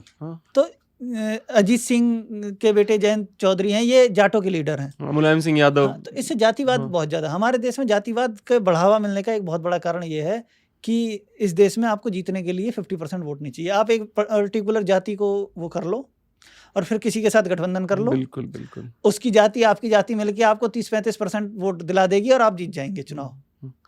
चलिए अब उस पे आते हैं कि मैं एक और बहुत इंटरेस्टिंग मेरे दिमाग में कॉन्सेप्ट है, क्योंकि मैं आप बहुत अच्छा लग रहा है आपसे बात, इसलिए मैं सारे सवाल पूछ लेता हूँ आपसे।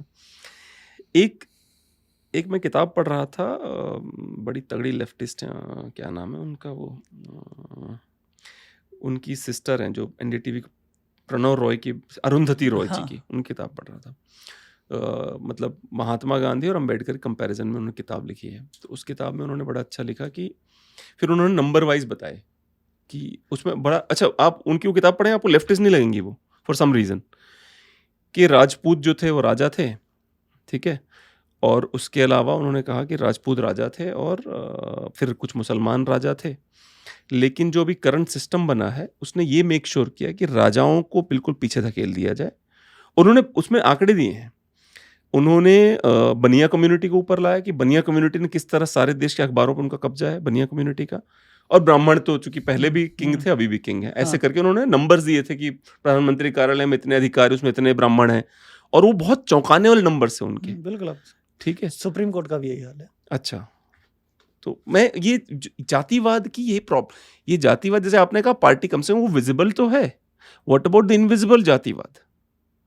अगर कमेंट करना है तो करें, आप नहीं करना तो कोई बात ही नहीं। नहीं, मैं तो इसके बहुत ज़्यादा अगेंस्ट में हूँ, और मैंने तो देखा हुआ है सुप्रीम कोर्ट में आप देखेंगे ज़्यादा जजेस एक पर्टिकुलर कम्युनिटी के, जाति के, चाहे वो वोक हो चाहे ना हो। हाई कोर्ट, हाँ, मैं ये नहीं कह रहा कि प्रो गवर्नमेंट है या वो, इस पे तो सुधार होना चाहिए। मेरा मानना है कि सभी का रिप्रेजेंटेशन अपने आप तो होता नहीं होगा ये। हाँ, अपने आप तो कोई फिनोमिना तो नहीं है कि अपने आप ही मतलब भाई मैं चूंकि इस जाति से इसलिए मेरा फिनोमिना है चल जाएगा। तो एक जैसे होता है ये जैसे आप देखेंगे पहले अखिलेश यादव जी के टाइम पे public service commission Yadav service commission हो गया था। हाँ बिल्कुल, अरे बाप रे। तो इन चीज़ों का फ़र्क पड़ता है कि कई बार ऐसी सरकारें हमारे यहाँ सत्ता में आ जाती हैं जो एक पर्टिकुलर जाति या एक समाज को ज़्यादा प्रोटेक्ट करती हैं, उसके इंटरेस्ट को। पर मैं तो ये कह रहा हूँ, अगर ये जातिवाद इतना ज्यादा पेनिट्रेटिंग है कि एक इंडिपेंडेंट बॉडी सुप्रीम कोर्ट है, इंडिपेंडेंट बॉडी इलेक्शन कमीशन है, इनमें अगर ये पेनिट्रेट कर गया है जो इनविजिबल है मुझे और आप, मतलब मुझे, आपको तो है, शायद मुझे भी है, साधारण जनता को जो देख रही है इस हमारा शो, उनको नहीं पता। कारण क्या, ये एकदम से हट नहीं सकता, इसमें अभी काफ़ी टाइम लगेगा। कारण क्या है कि कुछ कम्युनिटीज़ ऐसी रहीं जो शुरू से बहुत प्रोग्रेसिव रहीं, जैसे ब्राह्मण कम्युनिटी रही, बहुत प्रोग्रेसिव रही शुरू से, वो हर चीज़ में आगे रहे, तो आप एकदम से उन्हें पीछे नहीं धकेल सकते। अब जब वो बेस्ट हैं उसमें, तो आपको सेलेक्ट करना पड़ेगा मजबूरी में। मैं जहाँ बात मेरिट की आएगी, जैसे आप कहेंगे कि जो पीएमओ में अधिकारी हैं ज़्यादातर ब्राह्मण हैं, जो कॉम्पिटेंट, ये तो किसी को अपीज करने के लिए तो मोदी जी ने अपॉइंट किया नहीं, वो लोग ज़्यादा बेहतर रहे या शुरू से उनके पास ज़्यादा संसाधन रहे, संसाधन वो लोग ज़्यादा सेलेक्ट हुए, तो वो धीरे धीरे सभी के पास संसाधन हो रहे हैं। अब धीरे धीरे इसमें समय लगेगा चेंज होने में, पर होगा, बदलेगा जरूर, बदलेगा। ये पब्लिक अवेयरनेस से बदलेगा। ये भी धीरे धीरे जब हर कम्युनिटी के बच्चे पढ़ेंगे, आगे बढ़ेंगे, तो धीरे धीरे सभी लोग सेलेक्ट होंगे और सभी लोग आगे बढ़ेंगे। और ये जो एक आ रहा है रिसेंट है यूनिफॉर्म सिविल कोड, उस पे आपके क्या विचार हैं? यूसीसी जो आ रहा है या आने की संभावनाएं हैं, उस पे क्या? देखिए, मेरा तो मानना है कि, और हमारा संविधान भी कहता है, कॉन्स्टिट्यूशन हमारा कहता है, पार्ट 4 में आर्टिकल 44 है जो कहता है कि कॉमन सिविल कोड होना चाहिए। हमारे देश में कॉमन क्रिमिनल कोड है पहले से, जो आईपीसी है, इंडियन पेनल कोड, वो सभी के लिए है। अब हमारे देश में कॉमन सिविल कोड का सिर्फ ज़्यादातर एक कम्युनिटी विरोध करती है और जो दूसरी कम्युनिटी है वो उस कम्युनिटी को चिढ़ाती है, देखो बेटा ला रहे हैं आप। हाँ। कुछ ये पॉलिटिकल वजहों से भी चढ़ाया जाता है, और कुछ एक कम्युनिटी को लगता भी है। अब कारण क्या है कि उस कम्युनिटी से कहा जाए कि आपका क्रिमिनल कोड भी अलग कर देते हैं, चोरी करने पे हाथ कटेंगे, तो कहते हैं नहीं नहीं, क्रिमिनल कोड तो यही ठीक है, चोरी करने पर हाथ नहीं कटने चाहिए, आंखें नहीं फूटनी चाहिए, लेकिन अगर मुझे 4 शादी करनी है, तो किसी कम्युनिटी के किसी मेंबर को 4 शादी करने का अधिकार मिले, तो वो तो विरोध करेगा कि आप बाद में एक कर देंगे, और मैं उसे सही से नहीं रखूंगा तो मेरे को मेंटेनेंस भी देना पड़ेगा, गुजारा भत्ता, तो वो विरोध करेगा। मुस्लिम कम्युनिटी में क्या है कि महिलाएं अभी भी बहुत पिछड़ी हैं, और वो अपने अधिकारों के बारे में अवेयर नहीं है। उन्हें लग रहा है कि जो चला आ रहा है कस्टम यही बेहतर है, हालांकि अब धीरे धीरे अवेयरनेस आ रही है। मुस्लिम मेंस में भी उन्हें ज़्यादा अधिकार हैं, इसलिए वो इस चीज़ का विरोध करते हैं, लेकिन उनमें भी धीरे धीरे अवेयरनेस आ रही है। इसलिए हमेशा मुस्लिम ब्रदरहुड की बात हो, सिस्टरहुड की बात नहीं होती। सिस्टरहुड की बात नहीं। 4 शादी करने का बढ़िया मौका मिल रहा है, 3 तलाक देने का अब तो हालांकि बैन कर दिया है 3-4 साल से, बढ़िया मौका मिलता है। पर मैंने सुना 3 तलाक में सोल्यूशन ढूंढ लिया गया है कि अभी क्या करते हैं, बिद्दत खत्म कर दी, अब नया सिस्टम निकाला है कि 3 महीने में निपटा दो, कि पहला अभी बोला, दूसरा 1 महीने बाद बोला, तीसरा 1 महीने बाद बोला, ऐसा चल रहा है। वो पहले भी था, लेकिन पहले ये शॉर्टकट था, ये थोड़ा सा इद्दत का पीरियड है इसमें, तो ये थोड़ा सा बढ़ गया, और मेहर की रकम पकड़ा और काम खत्म। मेहर कितनी, 10,000 तो मुस्लिम कम्युनिटी में शादी जो है वो एक कॉन्ट्रैक्ट है। अच्छा जी। हाँ, हमारे जो हिंदू कम्युनिटी या और कम्युनिटीज़ में है, जैसे हिंदू मैरिज एक्ट है, इसमें जो शादी है सैक्रामेंट है, एक संस्कार है। 16 संस्कार होते हैं व्यक्ति के, हिंदू जन्म लेने से लेकर मृत्यु तक के, उसमें से एक संस्कार शादी का भी है। मुस्लिम में ये कॉन्ट्रैक्ट है, सिविल कॉन्ट्रैक्ट है, कि मैंने आपको कॉन्ट्रैक्ट मतलब कि मैंने मेहर की रकम आपको दी। हाँ, डॉक्यूमेंटेड होता है, साइन होते हैं बाकायदा, मुफ्ती साहब निकाह पढ़वाएंगे, उस पर दोनों के पक्षों के साइन लेंगे, गवाहों के साइन लेंगे। वो हम सुनते हैं ना, तुम्हारा निकाह इनसे महज इतने रुपए में तय कर दिया गया है, कि मैंने 10,000 रुपए की मेहर की रकम में आपको खरीद लिया है। अरे बाप रे बाप। हाँ, ये कॉन्ट्रेक्चुअल मैरिज है, तो इसलिए वो विरोध करते हैं। तो लॉजिक भी फिर, अगर देखिए मैं एक बात बता रहा हूँ, ठीक है, मैं मुसलमान के शूज में अपने आप को डाल देता हूँ भाई, मैंने तो पहले से बोल दिया कि ये कॉन्ट्रैक्ट है, मैं थोड़े बोल रहा हूँ मेरा कुछ वो है तुमसे। लेकिन अब सोसाइटी ऐसी, हमारे कम्युनिटी में भी, आप हिंदुओं में देखें, पहले सती प्रथा थी, विधवा विवाह पर बैन था, महिलाएं जला दी जाती थी, हमने सुधार किया ना। पर सती प्रथा के बारे में बड़ा नई किताबें आ रही हैं कि राजा राम मोहन रॉय जो थे वो अंग्रेजों के पिट्ठू टाइप के थे, और 4-5 पूरे देश में 10 केसेस होते थे, और वो चूंकि जो चर्च था उसको अपना रिलीजन पुश करना था हमारे देश में, तो उन्होंने इनको बोला कि एक काम करो, इस मुद्दे को उठाओ जरा जोर शोर से। और जो उनके ज़माने में भी जो महिलाएं सती, उनका नंबर 20-22 से ज़्यादा नहीं है। तो लेकिन दिखाया ऐसे गया था कि भैया ये तो रोज ही कोई ना कोई सती हो जा रहा है। क्योंकि देखिए अहिल्याबाई होलकर, उनका पति मर गया, वो उसके बाद जीवन लगा जी हैं, उन्होंने इतने शानदार काम किए हैं, तो सती वो क्यों नहीं हो गई? ऐसे बड़े उदाहरण मिलेंगे आपको कि जो नहीं सती हुई महिलाएं। तो नहीं, और भी जैसे रानी लक्ष्मीबाई का देख लें आप। बिल्कुल देखिए, एक भाजपा का वर्ग है जो भारतीय संस्कृति को बहुत ज़्यादा सर्वोच्च दिखाने की कोशिश करता है। वो मैकाले पे टिप्पणी करते हैं कि मैकाले ने आके हमारी एजुकेशन पॉलिसीज बदल दी। आपसे एक बहुत सिंपल सा मेरा क्वेश्चन है, आप जो हिंदी लिखते हैं, ये हिंदी कब आई लिखने में? पता नहीं, शायद 100 साल हुए होंगे, इससे तो नहीं, मुझे नहीं लगता। जो देवनागरी लिपि है, ये अंग्रेजों की दी हुई है। अच्छा। भारतेंदु हरिश्चंद्र ने इसे डेवलप किया। अच्छा। 1874 में। अच्छा। हमारे देश में मैकाले के आने से पहले आपको पता है हमारी ऑफिशियल लैंग्वेज क्या थी? करिए, गैस करिए। संस्कृत? नहीं, और गैस करिए। पता नहीं, संस्कृत होगी या I don't know, Uttar Pradesh में भोजपुरी रही होगी। नहीं, ऑफिशियल लैंग्वेज जो कोर्ट की भाषा थी। उर्दू? नहीं, फारसी। अच्छा, फारसी। इस देश की भाषा फारसी थी। इस देश का स्तर इतना गिर गया था, इस देश को थैंकफुल होना चाहिए राजा राम मोहन राय का और मैकाले का। अच्छा। इन अंग्रेजों ने आके इंटरेस्ट बचाए हिंदुओं के। अच्छा। इस देश, आप सोचिए, भारत की भाषा फारसी है ऑफिशियल भाषा।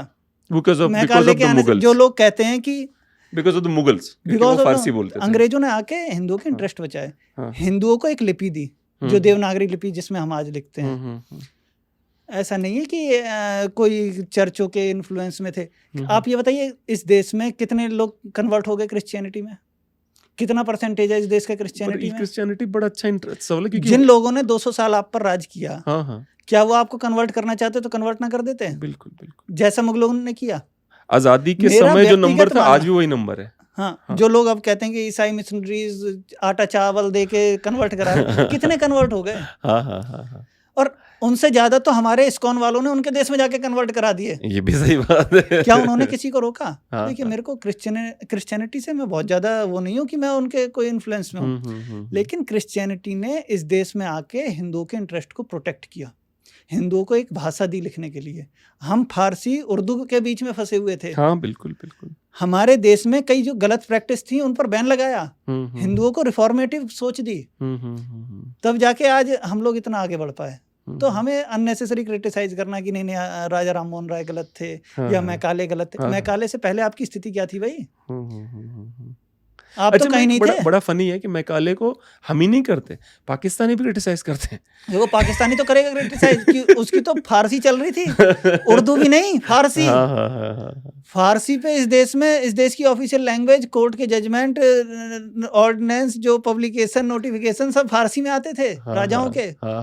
आप पुराने अभी देख लेना, मुख्तारनामा वगैरह पुराने कोर्ट के उर्दू में लिखे हुए हैं। अरे फारसी के बाद उर्दू आई। पंकज वो लगाना जरा उस पे, अकबर सिंह वल्द हरी सिंह ताजिराते हिंद दफा 302, सुना है ना? वो पुरानी फिल्म आई थी शोले, उसमें अकबर जो गब्बर सिंह है, गब्बर सिंह, उसको जब सजा होती है शुद्ध उर्दू में सजा है। हाँ, नहीं, मेरे पास तो डॉक्यूमेंट है, मैं तो प्रैक्टिस करता हूँ सुप्रीम कोर्ट में, मेरे को ट्रांसलेशन कराना पड़ता है क्योंकि सुप्रीम कोर्ट की ऑफिशियल लैंग्वेज इंग्लिश है। मेरे पास कई बार पुराने सिविल डिस्प्यूट आते हैं जो 60 साल पुराने, 70 साल पुराने, वो मुख्तार। ये देखिए जरा। गवाहों के बयान और तमाम सबूतों की रोशनी में अदालत इस नतीजे पर पहुंची है कि मुल्जिम गब्बर सिंह वल्द हरी सिंह एक आदी और खतरनाक मुजरिम है। आप समझ रहे, शुद्ध उर्दू बोली जा रही है। शुद्ध उर्दू सर कोर्ट की लैंग्वेज थी इस देश में। हिंदी और फारसी का मिक्सचर थी उर्दू। अच्छा। और फारसी तो पर्टिकुलर। अच्छा, मैंने सुना अरबी और हिंदी का मिक्सचर। सॉरी अरबी। अच्छा, सॉरी। हाँ। तो जिस देश की भाषा फारसी हो, वो लोग ये कहें कि हम लोग बहुत अच्छे गोल्डन एरा में जी रहे थे या राजा राम मोहन राय ने आके गलत कर दिया। भाई, क्या गलत कर दिया? जो गलत था, भले एक ही थी तो एक क्या गलत था ना, एक का भी होना। जो लोग पावर में थे, जो लोग सत्ता में थे, जैसे होलकर, अहिल्याबाई होलकर का नाम लिया, या आपने इनका नाम लिया, क्या नाम है, लक्ष्मीबाई जी का।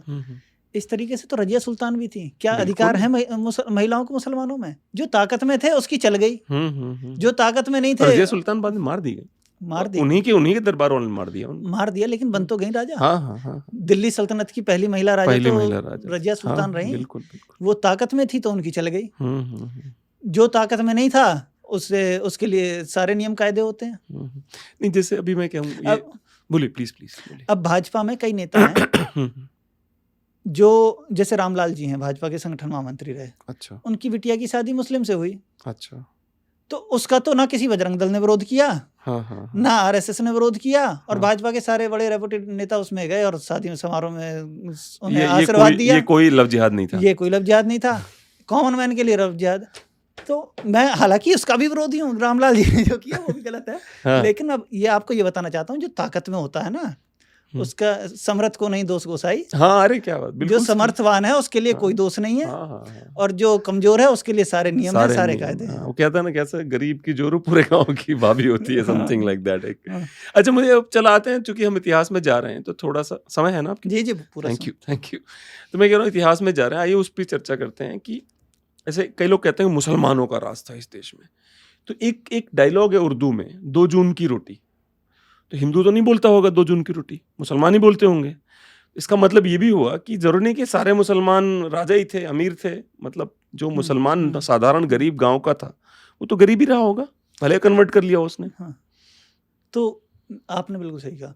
देखिए, इस्लाम में जो कन्वर्जन हुआ वो तलवारों के दम पर हुआ, और कन्वर्जन गरीब लोगों का ही हुआ। मान सिंह का तो कन्वर्जन नहीं करा दिया अकबर ने। मान सिंह के पास अकबर दीन इलाही लेके गया था कि तुम मेरे वो बनोगे, तुम मेरा धर्म मानोगे। तो मान सिंह का सवाल बड़ा इंटरेस्टिंग था कि ये राजा का हुक्म है या एक मित्र की सजेशन है। तो उसने कहा ये मित्र किसे कहता है, फिर तो नहीं बनूंगा मैं, राजा को मत बन जाऊंगा। बीरबल का कन्वर्जन करा दिया क्या? नहीं, ताकतवर का कोई कन्वर्जन नहीं करा वो भी थे, टोडरमल थे। हाँ, टोडरमल ने तो इस देश में लैंड रिफॉर्म्स किए। जितना बड़ा लैंड रिफॉर्म आज जो हम देखते हैं, पूरी व्यवस्था टोडरमल की दी हुई। टोडरमल ने, पर वो तो उसमें मंत्री भी थे ना, वो शेरशाह सूरी के मंत्री थे मुख्य रूप से। वो बाद में फिर अकबर ने एज इट इज उठा लिया पूरे मंत्रिमंडल को। वो तो कारण क्या, उन्होंने हुमायूं को हरा दिया था, फिर हुमायूं की डेथ हो गई। फिर ये बने तो वो पूरा मंत्रिमंडल इधर आ गया, एज इट इज उठा लिया उन्होंने। वो तो एक अलग मामला हो गया। लेकिन क्या उनका कन्वर्ट करवा पाए? नहीं, उन्होंने उनका यूज तो किया पूरा। बिल्कुल। कन्वर्ट वो होता है जो गरीब होता है, जो दबा कुचला होता है। और आज भी जो मोदी जी बात करते हैं कि 85% पसमंदा की, पसमंदा टोटल कम्युनिटी का 85% है मुस्लिम्स में। तो उनका नहीं हुआ ना देश में सुधार, उनकी आर्थिक स्थिति में सुधार नहीं हुआ ना। या जो सच्चर कमेटी कहती है कि मुसलमानों की स्थिति दलितों से, हिंदू दलितों से भी खराब है, तो उनका सुधार नहीं हुआ ना। तो जो गरीब थे, दबे कुचले थे, उन्हें तलवार के दम पे कन्वर्ट करा लिया गया। तो अभी जिन्होंने कन्वर्ट कराया उनको, अब जैसे जो 85% है पसमानदा है, वो बेचारे अभी भी बहुत बुरी हालत में हैं। और उनको क्या करते हैं, जो अशराफिया हैं वो क्या कर रहे हैं, उनको केवल एक वो इस्लाम का दम्भ दे देते हैं कि तुम मुसलमान हो, तुमने इस देश पर राज किया है। और उस दम्भ के चक्कर में वो ये भी भूल जाते हैं कि जो आदमी मुझे ये कह रहा है वो अपनी बेटी की शादी मुझसे नहीं करेगा। कब्रिस्तान तक अलग है। अच्छा, अपनी कब्रिस्तान में दफन नहीं होने देगा। अच्छा जी। हाँ, हर कम्युनिटी के इनके, मतलब मरने के बाद जातिवाद नहीं खत्म हो रहा। हाँ, हमारे यहाँ हिंदुओं में ये तो है कि शमशान घाट एक है, वहाँ कोई पूछता भी नहीं है, कोई नहीं पूछेगा। वहाँ तो कब्रिस्तान भी अलग है। अच्छा जी। आपको अपने कब्रिस्तान में कोई नहीं घुसने देगा मरने के बाद भी। और जिनसे कह रहे हैं कि मुसलमानों ने शासन किया, या जो मुसलमान बड़े गर्व से कहते हैं कि हमने शासन किया, असल में शासन तो मुगल कर गए। बिल्कुल। मलाई वो खा गए। हाँ। इन्होंने तो हमेशा सिर्फ उनकी इकोनॉमी बढ़ाने के लिए काम किया और कुछ नहीं। और अब कुछ देश की समस्याएं बढ़ाने के लिए काम कर रहे हैं, उनके बहकावे में आकर। बहकावे में तो है, इसमें कोई दो राय नहीं। अब जैसे वही वाली बात है ना कि एक तो अच्छा एक बात बताइए, जैसे हमारे यहाँ का दलित है, हिंदुओं में जो दलित है वो फिर भी अवेयर है, वो फिर भी लड़ लेता है। इनका दलित केवल वो, इन्होंने एक आयरन कर्टन बना लिया है अपना कि हमें कुछ मत कहा जाए। जैसे एक उदाहरण देता हूँ, एक मेरी महिला मित्र थी, बहुत पुराने, शादी से पहले की बात है। तो उनसे जब मेरी बात होती थी, मुसलमान थी, तो जब भी मैंने इनके धर्म के प्रॉब्लमों को इंगित किया तो वो दो कार्ड खेलती थी, या तो विक्टिम कार्ड या अग्रेसर कार्ड। कई बार बोलती थी कि तुम तो इतना ज्यादा ब्रेन वॉश हो गया है कि या तो मैं विक्टिम कार्ड खेल के, but you are not suppose to comment on my what am I doing, comment मत करो उस पर। या तो मैं विक्टिम कार्ड खेल के तुम्हें इमोशनल करूंगी, या मैं तुम पे अग्रेसिव हो जाऊंगी कि तुम्हारी हिम्मत कैसे हुई बात करने की। ये कब तक चलेगा? पूरी कम्युनिटी कब तक पिछड़ी रहेगी? जब तक ये मुफ्ती मौलवियों के चक्कर में रहेंगे। और एजुकेशन पे ध्यान नहीं देंगे। वेस्ट में आप देखिए बहुत सारे जो मुस्लिम्स हैं अपना धर्म छोड़ रहे हैं। हाँ। एक कैंपेन चल रहा है वेस्ट में कि आई हेट इस्लाम या जो भी, जो मुस्लिम्स हैं वो लोग अपना धर्म छोड़ रहे हैं। उसका एक बड़ा कारण है कि ये लोग धीरे धीरे सुधारवादी हो रहे हैं। जो पढ़ेगा, जो लिखेगा, जो सुधारवादी होगा, वो आपसे क्वेश्चन पूछेगा, आप उसे सेटिस्फाई नहीं कर पाएंगे तो वो फिर आपके कब्जे में नहीं आएगा। जो लोग जितना इनमें कारण क्या, पढ़ाई की बहुत कमी है, हाथ के स्किल लेबर है कि आपके हाथ का हुनर। हाँ, हाथ का हुनर कि बढ़ई का काम बहुत बढ़िया करेंगे, पेंटिंग का काम बहुत बढ़िया करेंगे, सिलाई का काम बहुत बढ़िया करेंगे, लेकिन पढ़ाई लिखाई पे बहुत ज़्यादा ध्यान नहीं है। धीरे धीरे इन चीज़ों में सुधार होगा तो अपने आप सुधार हो जाएगा देश में। आते हैं गाजियाबाद के केस पे, चूंकि डिस्कस कर रहे हैं। गाजियाबाद में रिसेंटली एक जैन लड़के को कन्वर्ट करने की किसी गेम के थ्रू कोशिश हुई। अब मुझे बिल्कुल पता नहीं वो कितना केस सच्चा है झूठा है। महाराष्ट्र से तो ये क्या हुआ है कि वो जैन जो लड़का है उसके पिताजी ने उसको ले गए किसी जैन गुरु के पास। अब जैन गुरु जिनके पास है वो नग्न थे और उन्होंने ब्रश भी नहीं करते थे कि मुंह के कीटाणु ना मर जाएं। अब मुझे बताइए, आप एक मॉडर्न लड़की को कैसे जैन कंटिन्यू करा पाओगे अगर आप ब्रश भी नहीं करो, बिना ब्रश करे उससे बात कर रहे हो? अगर आपकी मान्यताएं, इन मान्यताओं का लॉजिक है कहाँ पे? जैसे अभी आप देखेंगे शायद पारसियों में संथारा की एक प्रथा है। अच्छा। ये मरने के बाद उसके शव को छत पे फेंक दिया जाता है कि गीद चील खाएंगे उसे। क्या टावर ऑफ साइलेंस? हाँ। संथारा शायद बोलते हैं। या एक और पारसियों में है कि अगर कोई पारसी लड़की किसी दूसरे धर्म के लड़के से शादी कर लेती है तो पारसी धर्म से निकाल दी जाएगी। अच्छा। ऐसी बहुत सारी प्रथाएं हैं, कुप्रथाएं हैं जो हमारे देशों में चल रही हैं। हालांकि जो जैन धर्म है ना वो बहुत ज़्यादा पीस पर और नॉन वायलेंस पर टिका हुआ है, लेकिन आप ऐसा कर ही नहीं सकते। आप बोलेंगे तो आपके 50 कीटाणु आप मार देंगे, सिर्फ ब्रश करने की बात नहीं है। आप लेटेंगे बैठेंगे 2-4-10 कीटाणु, आप ऐसा नहीं है कि आपके दैनिक जीवनचर्या से लोग मरेंगे नहीं या कीटाणु मरेंगे नहीं। तो इन चीज़ों में रिफॉर्म की ज़रूरत है। सभी धर्मों में रिफॉर्म की ज़रूरत है। मैं ये नहीं कह रहा कि सिर्फ जैन में या हिंदू में या इस्लाम में, सभी धर्मों में मेरा व्यक्तिगत मानना है कि रिफॉर्म की ज़रूरत है और समय के साथ अपडेट होने की ज़रूरत है, नहीं तो ख़त्म हो जाएंगे। राइट विंगियों को देखिए ना, अपने धर्म की जैसे मैंने कई बार अपने धर्म के कुप्रथाओं की बात करी तो गुस्सा हो जाते हैं कि इसकी बात मत करो, इनकी बात करो। भाई क्यों ना की जाए?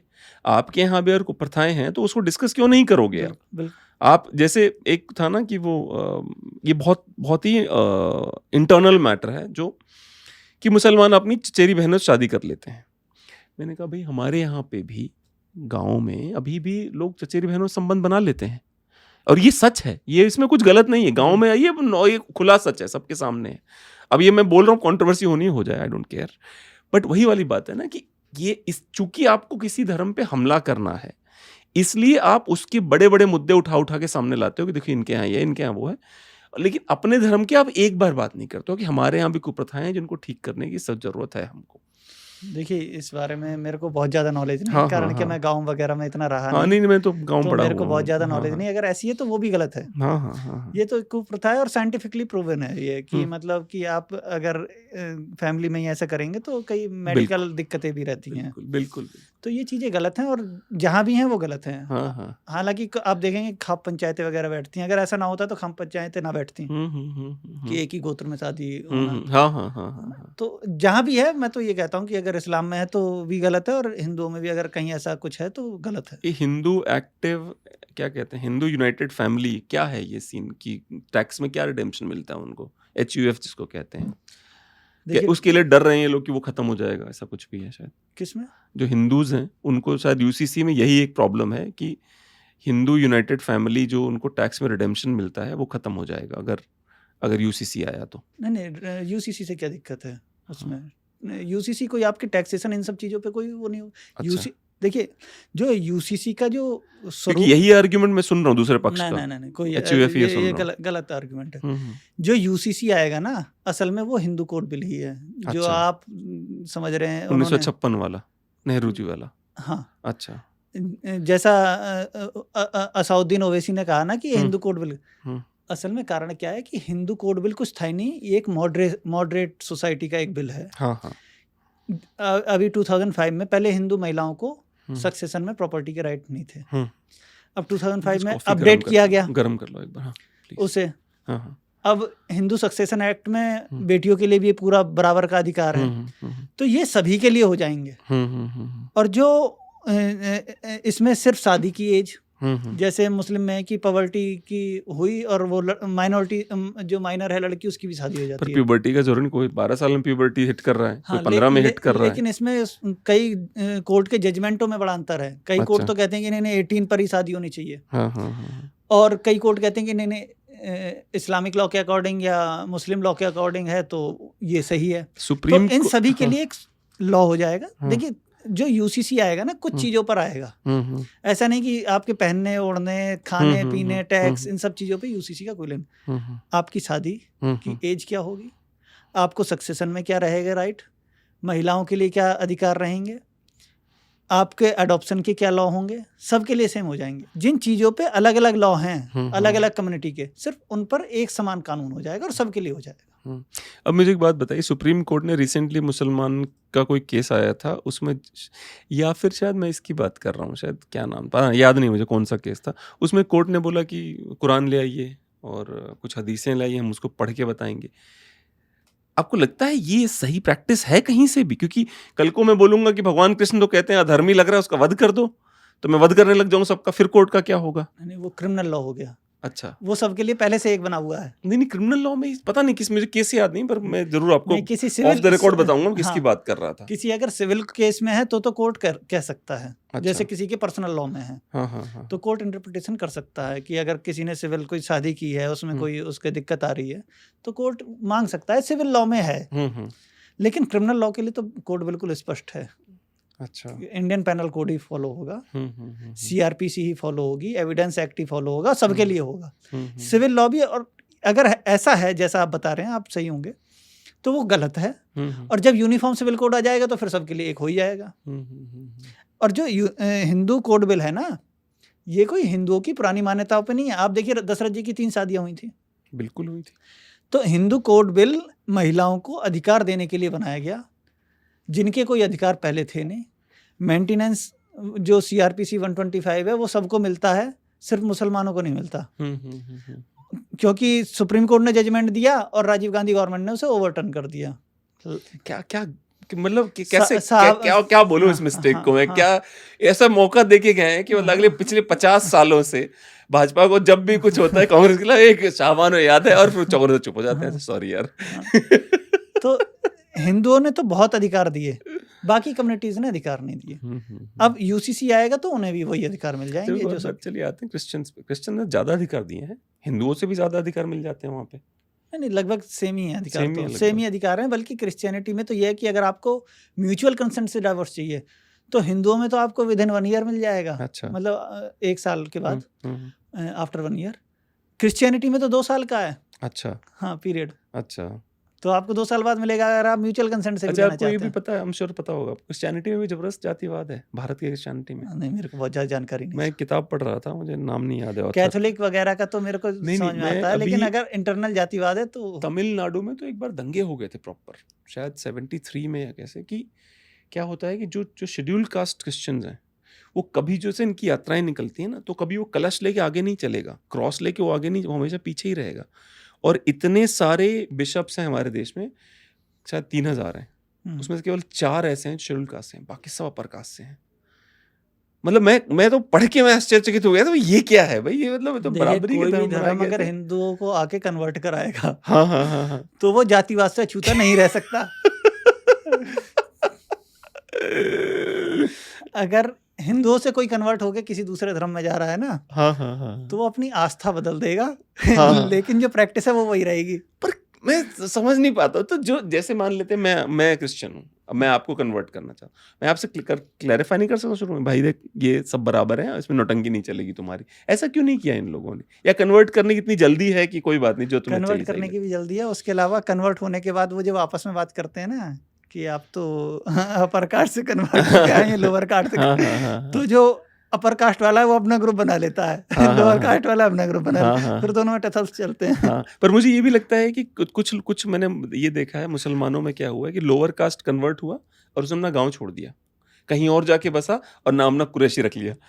ये भी देखा मैंने। कुरैशी तो लोअर कास्ट है अगर। अच्छा नहीं, जैसे कुरैश जो, वो तो खुद ही कुरैश थे, क्या नाम था उनका जो मोहम्मद साहब है, वो तो कुरैश थे ना, वो शायद वो जो भी है, जो सैयद शायद अपर कास्ट है, सैयद और अपर कुरैश कास्ट है। पता नहीं, मुझे आइडिया नहीं है, शायद कुरैश भी हाँ, वो, जो क्योंकि चौधरी रांगड़ होते हैं वो अपर कास्ट है, सैयद चौधरी अपर तो अरब में नाम ही नहीं था। कास्ट। नहीं, जो इंडिया में बता रहा हूँ मैं। पर मैं इधर अरब तो- में तो कास्ट भी नहीं थी। हाँ हाँ कास्ट हाँ तो इंडिया में वहाँ पे आती। ट्राइब्स थी, ये जैसे हाँ, मोहम्मद साहब से हाँ। कुरैश ट्राइब के थे, जहाँ नहीं, तक हो मुझे सकता है, पता है, बिल्कुल हो वो सकता कुरैश है। ट्राइब के लेकिन थे। कुरैशी तो हमारे यहाँ कसाईयों को कहते हैं, अच्छा जो मुसलमानों में है कुरैशी जो अच्छा है कसाईयों के लिए कहते हैं, अच्छा अच्छा, और ये अपर कास्ट में नहीं आते। अपर कास्ट में नहीं आते हाँ। हैं, शायद सैयद हैं जो अपर कास्ट में हाँ, है, और मतलब जो हिंदू कन्वर्ट हुआ हाँ, अपर कास्ट में हाँ। है। अभी तो कई लोगों को मैंने देखा है वो त्यागी भी लगाते हैं अपने नाम हाँ, के अंत त्यागी में। लगाते हैं, कई राजपूत भी हैं, हाँ चौहान हाँ, भी देखे हैं मैंने कई। अच्छा चौहान भी देखे हैं आपने? हाँ, अच्छा जी, अच्छा मैंने तो नहीं, मैं चौहान नहीं देखा, चौहान मैं पहली बार सुन रहा हूँ, पर चौधरी, त्यागी, जो चौधरी हैं ये ज्यादातर राजपूत हैं। पाकिस्तान वाले इतने कट्टर क्यों? अभी लास्ट नेम सेठी लगा रहे हो यार तुम, अभी चीमा लगा रहे हो, चट्ठा लगा रहे हो, बाजवा लगा रहे हो, गोत्रा भी वही लगा रहे हो, सुप्रीम कोर्ट तुम्हारा चीफ जस्टिस है वो तो अपना गोत्र लगाता है, तुम इतने कट्टर क्यों हो फिर? कारण क्या है कि देखिए, पहले तो इस्लाम की सुपीरियरिटी की हम सबसे सुपीरियर हैं, फिर विद इन इस्लाम सुपीरियरिटी कि हम आपस में भी तुमसे सुपीरियर हाँ हैं। हाँ हाँ हाँ, तो ये चीजें हैं जो लोगों को इन्फ्लुएंस कर रही हैं अभी हाँ, कास्ट पे हाँ, जाने हाँ, के लिए। हाँ, हाँ, हाँ, हाँ, हाँ। तो एनीथिंग पेंडिंग या हो गया हमारा डिस्कशन सारा? हाँ, 500 परिवार कौन हैं जिनके लोग बार बार जज सिस्टम में रिपीट होते हैं, यहाँ तक कि करंट जो सीजेआई हैं उनके पिताजी भी सीजेआई थे। आपको लगता है ये लॉजिकल है? देखिए, लॉजिकल नहीं है, हम्म, लेकिन ऐसा आप किसी पे बाउंडेशन भी नहीं लगा सकते कि डॉक्टर का बेटा डॉक्टर नहीं मेरिट वाली बनेगा। बात होगी। मेरिट की भी बात है, और जो बहुत ज़्यादा अच्छे एडवोकेट्स हैं ना, वो जज से एक्सेप्ट भी नहीं करते हैं। अच्छा, लोगों को ऑफर की जाती है कि आप जज बन जाइए, लोग मना करते हैं सुप्रीम कोर्ट हाई कोर्ट में जज बनने के लिए। अच्छा, एक तो हमारे जानकार हैं, हम्म, उन्हें जज से की गई कि आप जज बन जाइए, हम्म। तो उन्होंने कहा मेरी वाइफ मर्सिडीज में चलती है, इनोवा में नहीं चल पाएगी। वकील हैं तो मर्सिडीज में चलती है, अच्छा क्या बात है, क्या तो कई ऐसे मामले हैं। हाँ, अब कारण क्या, चंचूड़ साहब ने तो अपने पापा का फादर का अपना रुतबा देखा होगा, तो इनका मन करता है जाने के लिए हाँ हाँ हाँ, जजशिप हाँ, में। हाँ, हाँ, हाँ, जिन्होंने नहीं देखा है, जिन्हें लगता है कि हम ऐसे ज़्यादा बेहतर हैं, हाँ, वो लोग नहीं जाते हैं। इसलिए हो जाता है कई बार कि, लेकिन हो सकता है कि कुछ फेवर भी होता हो, हाँ, हाँ। लेकिन मेरा मानना है कि मैंने बहुत सारे एडवोकेट्स को देखा है जो मना ही कर मना दे कर रहे हैं। देते हैं। तो एक और मेरा सवाल है कि जब फाइनली जब 400 जजेस की आवश्यकता है और जब 400 जजेस की तरफ मामला जाएगा, तो कोलिजियम में तो हो नहीं पाएगा 400 जज बनाने का फंडा। अगर वकील तैयार नहीं होंगे कि मेरे को नहीं बनना जज, तो जज आएंगे कहाँ से फिर? ऐसा नहीं कि सभी मना करते हैं, अच्छे एडवोकेट्स हैं वो। एक बात बताऊं, हम्म, कुछ ऐसे जजेस हैं जैसे यूयू ललित साहब हैं, हम्म, जब ये पहले एडवोकेट थे तब इनकी पर अपीयरेंस की फीस 5 से 10 लाख रुपए थी अच्छा जी, एक दिन में, और 3-4 केस में अपीयर होते थे, 20-25 लाख रुपए कमा के घर जाते थे। फिर आकर ये जब सुप्रीम कोर्ट जज बने तो 2 लाख रुपए कमाते थे। तो कुछ तो ऐसे एडवोकेट्स हैं, मेरा ये व्यक्तिगत मानना है कि वो एहसान कर रहे हैं जुडिशरी पे, अच्छे एडवोकेट्स हैं जो जज बनते हैं। और आरटीआई के तहत अपनी संपत्ति क्यों नहीं घोषित कर रहे हैं जजेस? करना चाहिए, सभी कर रहे हैं। कर रहे हैं हाँ। या मना कर दिया? मैंने सुना मना कर दिया, हम नहीं, करेंगे। सभी आप वेबसाइट पे जाइए सुप्रीम कोर्ट की, सभी की संपत्ति सुप्रीम कोर्ट की वेबसाइट पर जजेस की। अच्छा जी, नहीं पर ये फिर मुझे एक बात बताइए, आज आपने मेरे बहुत सारे कॉन्सेप्ट क्लियर कर दिए हैं, जनता में क्यों नहीं जाता ये मैसेज? जनता में इसलिए नहीं जाता क्योंकि आप डॉक्टर हैं, हम्म, तो आप लगभग बहुत सारे पेशेंट को बचा सकते हैं, या आपके यहाँ पेशेंट आया वो लंबे समय तक जिंदा रह सकता है। आप कोर्ट जाएंगे तो एक पक्ष हारेगा, हाँ हाँ, जब एक पक्ष हारता है तो वो दूसरा जो हारने वाला पक्ष है वो एलिगेशन लगाता है, अच्छा, अच्छा। इसलिए। और थोड़ा लेट बहुत होता है, हम्म, जुडिशियल इंफ्रास्ट्रक्चर की कमी की वजह से केसेस के डिसीजन में बहुत टाइम लगता है। और एक और बड़ा वो है, जुडिशरी खुद इन्वेस्टिगेशन नहीं करती, इन्वेस्टिगेशन के लिए पुलिस पे डिपेंडेंट है। अब पुलिस वाले क्या करते हैं, वही तो ट्रैफिक पुलिस में है, वही वीआईपी ड्यूटी में लगा हुआ व्यक्ति है, उसी को लॉ एंड ऑर्डर मेंटेन करना है, वही इन्वेस्टिगेशन करेगा, क्या क्या कर लेगा। मेरा ये मानना है कि इन्वेस्टिगेटिंग विंग अलग होनी चाहिए पुलिस में, और लॉ एंड ऑर्डर मेंटेन करने वाली विंग अलग होनी चाहिए, तब हो पाएगा। पता चलता है कि किसी मामले में एक आईओ इन्वेस्टिगेशन कर रहा है, उसका ट्रांसफर हो गया, दूसरा आईओ आया, उसे पता ही नहीं है, वो कुछ भी चार्जशीट फाइल कर रहा है। हाँ। एक तो चार्जशीट इतनी लंबी चौड़ी होती है, उसको फाइल करने में उसको फ्रस्ट्रेशन होती है, कितना लिखना पड़ेगा मुझे। बिल्कुल। हाँ, तो हाँ, इन सब चीज़ों की वजह से जब तक पुलिस रिफॉर्म नहीं होंगे, जुडिशियल रिफॉर्म नहीं होंगे, तब तक पब्लिक का भरोसा पूरी तरीके से जुडिशरी पे नहीं आ पाएगा। चलिए, बहुत ही सारगर्भित कॉन्वर्सेशन हुई मेरी आपके साथ में। बहुत अच्छा लगा कि आप आए, और ये मुझे उम्मीद है मैं 3-4 महीने में दोबारा आपको बुलाऊंगा, अरे कि आपको दोबारा बुलाऊंगा और आपको आना पड़ेगा। नहीं, मैं आपके नहीं, घर आ जाऊंगा वरना आपको लेने के लिए। आप मेरे घर आइए घर, हाँ हाँ मैं आपके मंदिर में बहुत बढ़िया दर्शन कराऊंगा। हाँ हाँ। हमारी माता रानी पांडवों ने अज्ञातवास काटा है हमारे मंदिर में, अच्छा विरासना में, अच्छा। बहुत शक्तिशाली हैं। हम्म। और मैं गुरु जी को भी यहाँ लेकर आऊंगा आपके शो के बिल्कुल, लिए। बिल्कुल। अभी हरिद्वार में है, हाँ हाँ। हरिद्वार से जैसे ही आते हैं मैं आपकी बात करा देता हाँ, हूँ हाँ, गुरु जी से, हाँ, आपके समय। जी थैंक यू वेरी मच जी, दैट यू नमस्कार। Came to our show. बहुत अच्छा लगा। थैंक और आप प्लीज़, आप, मुझे उम्मीद है आप लोग कमेंट में बताएंगे आपको कैसा लगा मिलके हमारे वकील साहब से। Please like, subscribe and press the bell icon. Thank you very much.